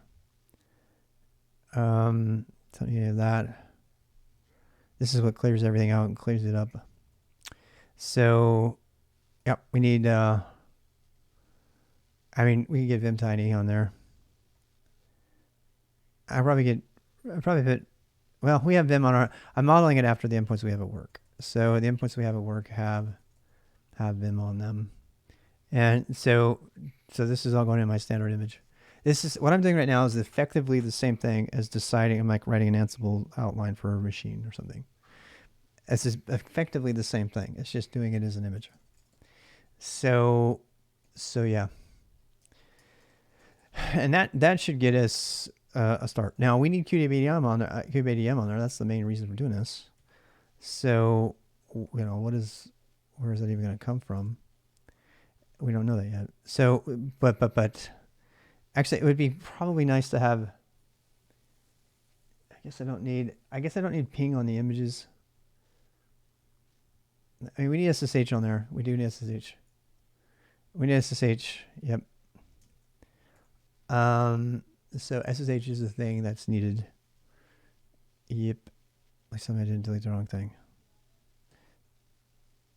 Okay, fine. 6. What?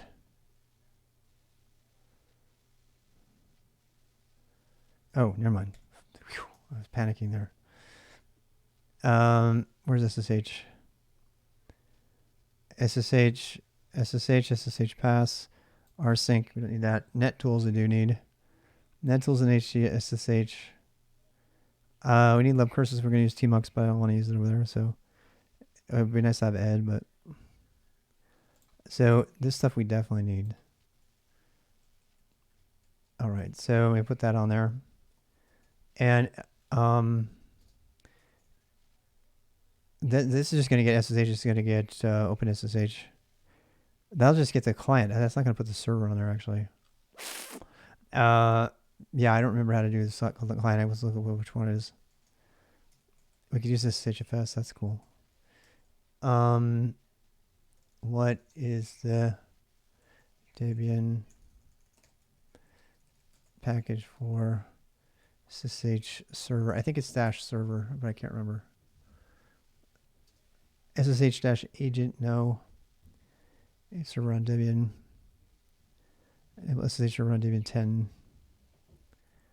I think it's OpenSSH. Yep, there it is. All right, so OpenSSH server. That was not in my other workstation, so I had to look that one up. 6. All right, so SSH and OpenSSH server. That allows us to connect between systems. Again, these are all things that I would put on a machine if I were building it. It's gonna save me time, actually. I don't have to. The really cool thing about this, I can go back and look at this and then build my own, bootable machine netboot kind of images for Raspberry Pi and other stuff like that. And I'll have kind of a basis for what I want to put on my images later, which I love. So yeah, I can do a build here. And those CA certificates, I thought about that. This is why we're doing this, because I want to hit these dependencies. Let's see, package here has no installation candidate. Interesting. Oh, where did I get it before? It's not available, but is referred to by another package. Huh. I mean, I want to resolve these dependencies. These are all part of it. You might not think this is part of Kubernetes, but it is. Because you have to know what Kubernetes is running on, So what we got? Where'd my CA stuff go? Key server, CA certificates. Oh, I didn't install it. That's why. I left it out. We're going to see what that has a dependency on. And that includes OpenSSL, which we're definitely going to need. So I'm super happy I hit that. I'm super happy because it's educating me as I go. That goes in base, right? It's base Docker file. So I put it up here. Why didn't it install it? That was weird. Oh, because I didn't have an and. I wonder why it has to be here though. I think I might be able to get away without this. I might be able to do this. I think the other way was because of the whole PPA thing. Certificates. This is why when they hired me, they said they want to hire an infrastructure engineer and not just a DevOps person, because they need to know how to make systems and build Linux boxes. So yeah. All right, let's try this again. Build. Much happier this time. And this is all going to be cached with the images, so we won't have to do it every time. But it's gonna denied request access, resource denied. Repository does not exist or require Docker login. Pull access denied. Hard Docker base. What? Well, let's try to build. Let's try to build this one. How come I did it? It seems like it worked. Wait, So what's up with control? Build. Full access denied. Live creators are Docker based repositories don't exist. I may require Docker login. Oh, wait a second. But I wanted to do the tag. Do I not have tags for it? I must not.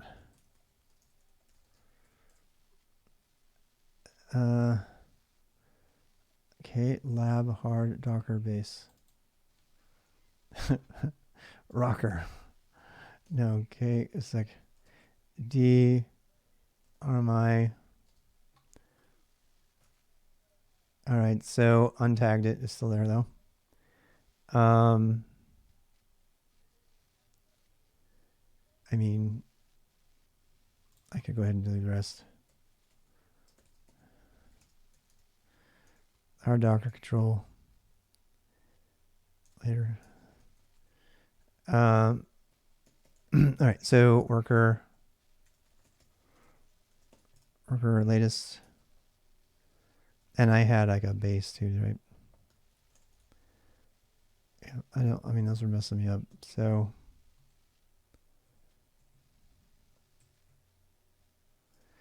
all right, what we got? We got control worker. Oh, there's no base. Oh, all your base not belong to us.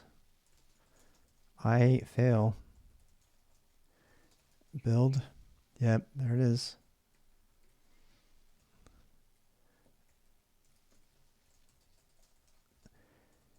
Please let me not have that. Any other ones? Fuck. Okay, fine. Such a typo will mess you up. Build, same problem. All right, that should be better. This should be happier now. Yep. Uh-huh. Lots of building happening. My fan is on. Because I'm making computers. I'm making host containers, we'll call them. I can use that word all the time now. All right, so I had full success there, and now I can like start to do stuff like build our control plane. Yep. So where's our other base here? Build BIPs. Do we still have it? Okay. We're gonna redo them. We need to redo or rebuild. I need to do a rebuild. Yep. All right. So I'm gonna make a new thing real quick. Gen certs x dot rebuild. Or what do I want to call it? Redeploy. Reset. All right, so I'm not gonna do the network. I'll leave the network out for now. So we'll do x dot workers dot rm.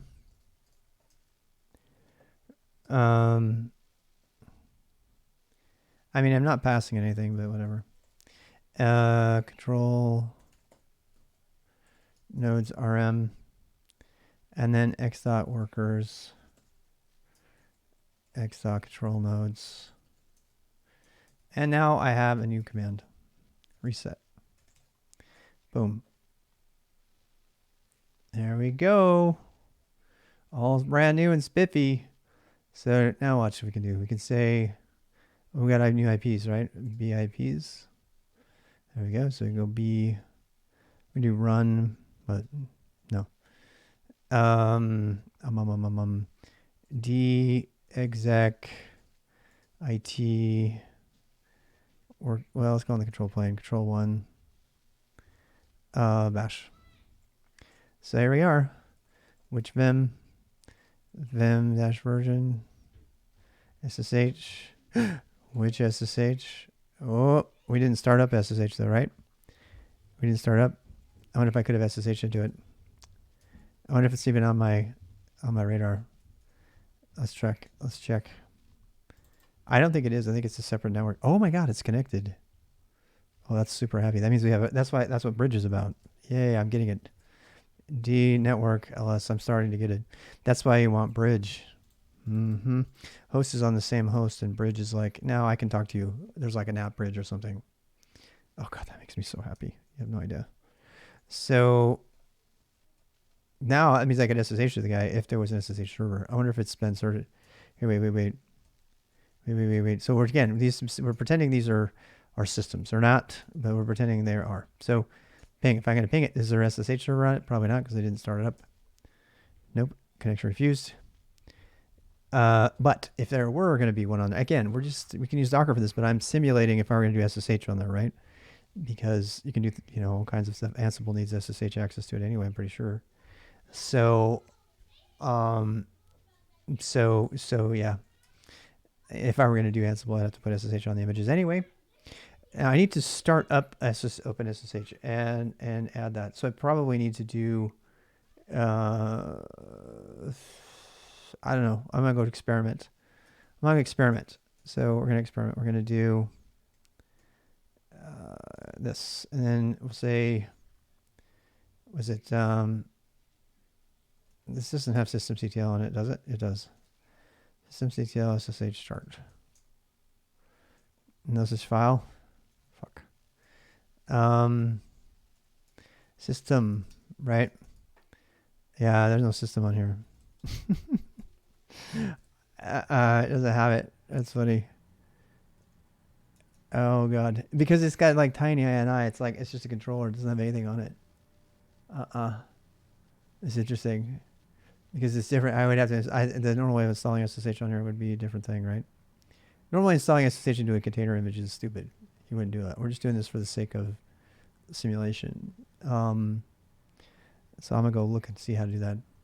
Install OpenSSH into host container. I probably have to put TINI in there. Yeah, to get an INI system, because I don't think it comes with one. Yeah. So Docker on Alpine, add OpenSSH, Linux Docker. So if you run a SSH or Docker container, you're doing it wrong. That's what I just said. The only reason I'm doing this is to simulate an actual node that would have SSH. I'm not doing this because you would do that in a container. It's the wrong way to do it. In order to be able to learn about SSH and Alpine at the same time, basically a toy experiment. See, there you go. SSHing into a container is useful for remote debugging Python apps. Unless just a container is an SSH server, of course. I just agree the best practice for this is to run another Docker with all your debugging tools and execute a Docker. Exactly, of course it is. But we're not doing that. We're simulating a node, like a host machine. So this is totally fine. And this is, by the way, this is the way you would practice installing SSH too. So it's not bad. I hate that they're making people feel bad about that. They're doing it on Alpine though. Add update OpenSSH. And the answer is already given, but something app update. It just doesn't run it as a service. That's what I want to know. Is why it's not. Oh, commit SSH. No. That's completely stupid. That's the client. It's not even the server. Access to server with Docker container. Like, you're doing this wrong. Dev.to is usually a bad place to go for information. There it is. Run service SSH start. That's what I need. But there's no service over here. Or is there? SSH start. It worked. All right. Well, there you go.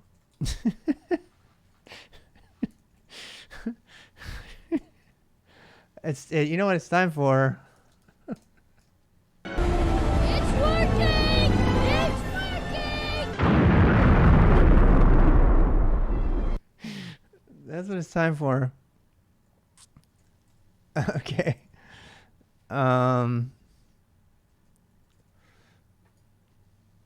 It worked, he said surprisedly.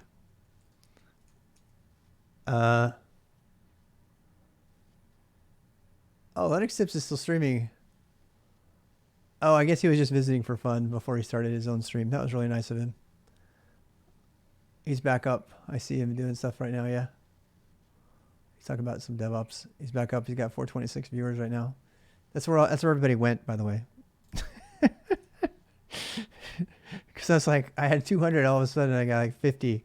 He does that a lot. He'll start streaming and like raid somebody else while he gets going, and then people like hang around, and then he'll come on and start his real stream. This is probably his real stream. He's a pretty big YouTuber, Portuguese YouTuber. Base build, vi base Docker file, and we have okay. So I'm going to do run service SSH start. I don't know why I forgot it was service, not system or whatever. So I'm going to redo those images. So to rebuild images, just to build. Okay. And then we can do this. We can do B reset. And that'll get rid of all the workers and start up new ones with SSH running. And I can do VIPs and get my IPs, and I should be able to SSH in, even though I don't have a key or anything over there. So that's gonna be interesting. I mean, I don't even know what that would look like. I have to create an account over there. I think with a public key. Yeah.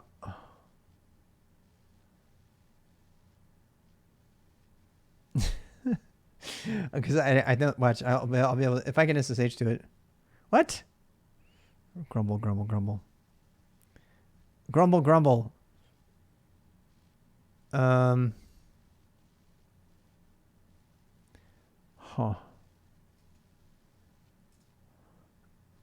Yeah.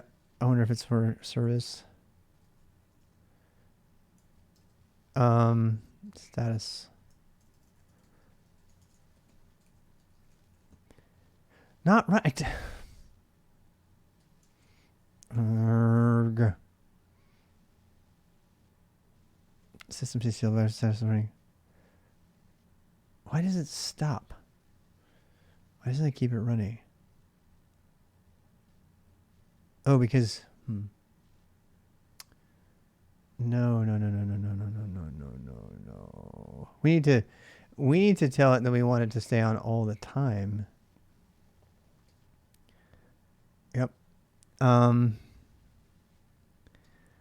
Yep. Yep. Enable. That's what we forgot. Yeah. Systemctl enable. That's what's missing. System. I wonder if it's service. Enable. Status all. Service name command. Full restart. This is the service is the old initd stuff. Yeah, there's SSH, but it's not enabled. Service, SSH enable. Force reload road, stop, try status.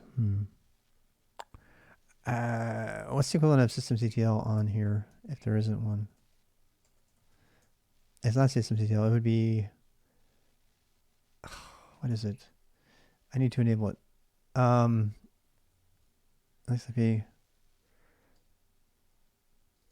I should know this. UFW enable. Nope. We don't want systemctl. We don't. I don't think Ubuntu has systemctl on it by default. I think that's the problem. It doesn't use systemctl. It uses something else. It's an initd. See. Yeah.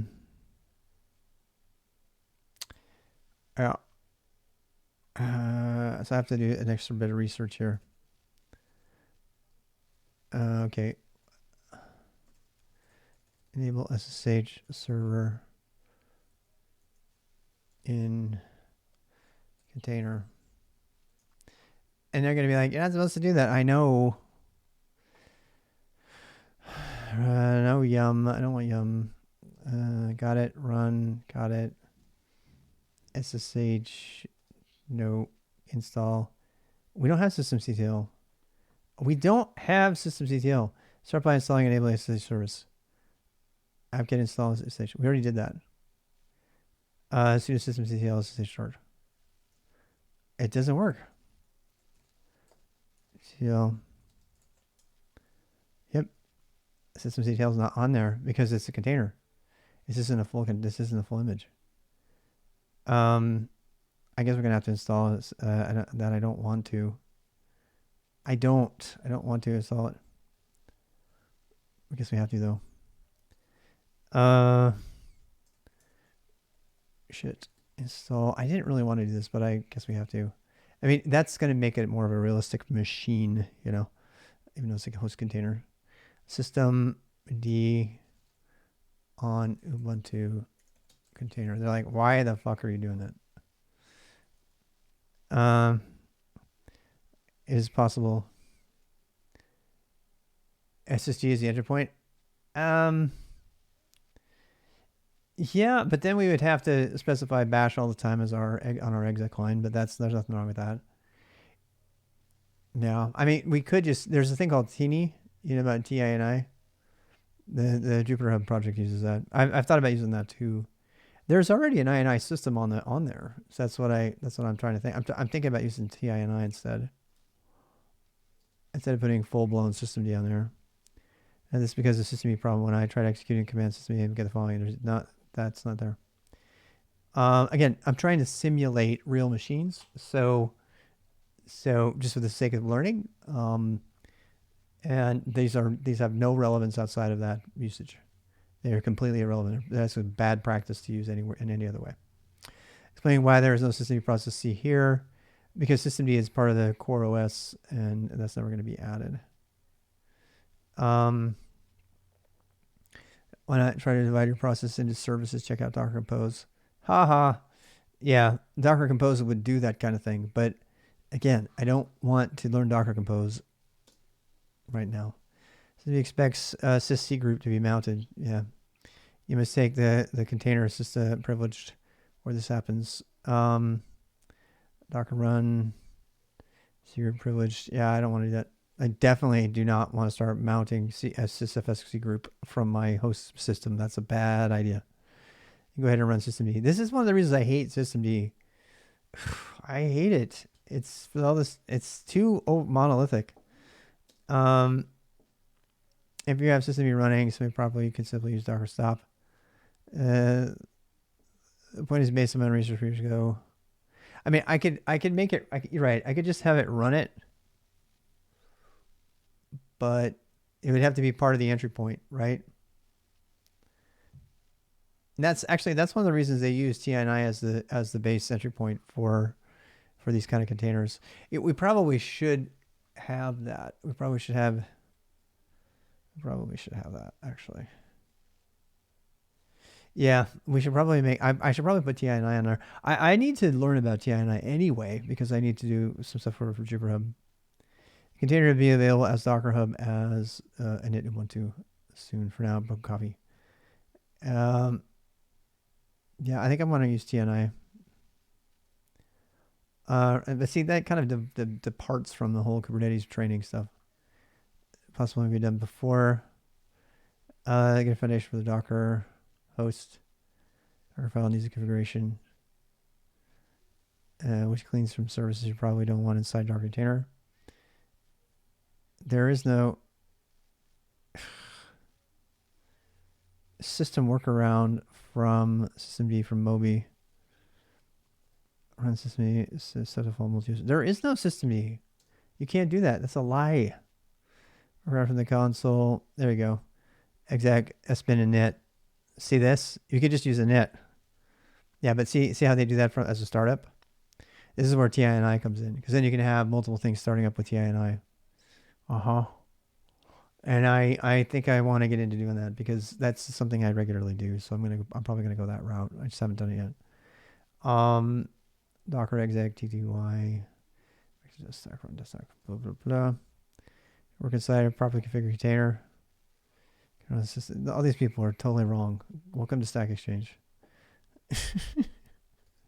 So, already, in which case the target system, yeah, you don't want to do that. You don't. So, all that's bullshit. Systemd container. Install systemd container. Wait. What? apt has a version that runs in a container. Did you see that? That's interesting. I tried to install systemd container on brand new Ubuntu, but I have the following question. Systemd container. Systemd. It's obvious how to fix it because it looks like there might be a systemd package that's designed to be running from a container, like a host container. App download system container. Huh. I mean, I probably could install this. Systemd needs access to all those things, though. I don't know if I want to do that. I don't know. Let's do apt installer systemd container. I don't know what that is. Your app system has dependency issues. Problem occurs based on blah blah blah. Upgrade, get file broken fix. I probably should call it. I'm kind of running out of energy. This is good though. Systemd container. What is it? What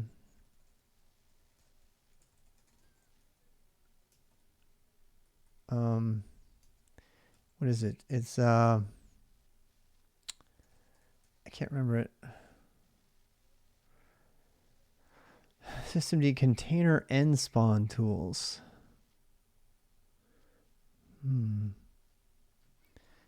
What is it? What's the thing? I forget the. It's not query. Is it describe? Show. Oopsie. All right. Yeah. All right. What is this thing? Package systemd container optional admin.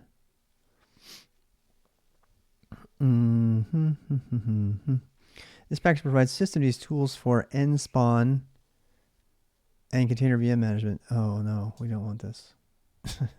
No, we do not want this. I thought, oh yeah, no. We probably want TI. Yeah, either that or we write a shell script that kicks off SSH. Again, the only reason we were doing the SSH, I get to manage the manager out at work. Oh, we're doing this on purpose. I'm doing this on purpose because I'm trying to learn about all the Kubernetes pieces. Everybody wants to manage Kubernetes themselves. Yeah, they definitely do. Believe me. In the enterprise, they do. In my enterprise. So it's particularly in multi-cluster. The multi-cluster is the thing. So again, I am simulating the build of a network and bringing a Kubernetes cluster online. So that's what I'm doing, and it's my job. So I'm practicing doing it for the certification and everything. I actually kind of like it. It's not, the trend is definitely not the opposite way. I don't know what kind of company you're working in, but that is not true. Not for on-prem computing. Nope. That's the opposite of true. Hey, hi, you're home. Hi. I guess I'm done now. I'll end my stream now. Bye, guys.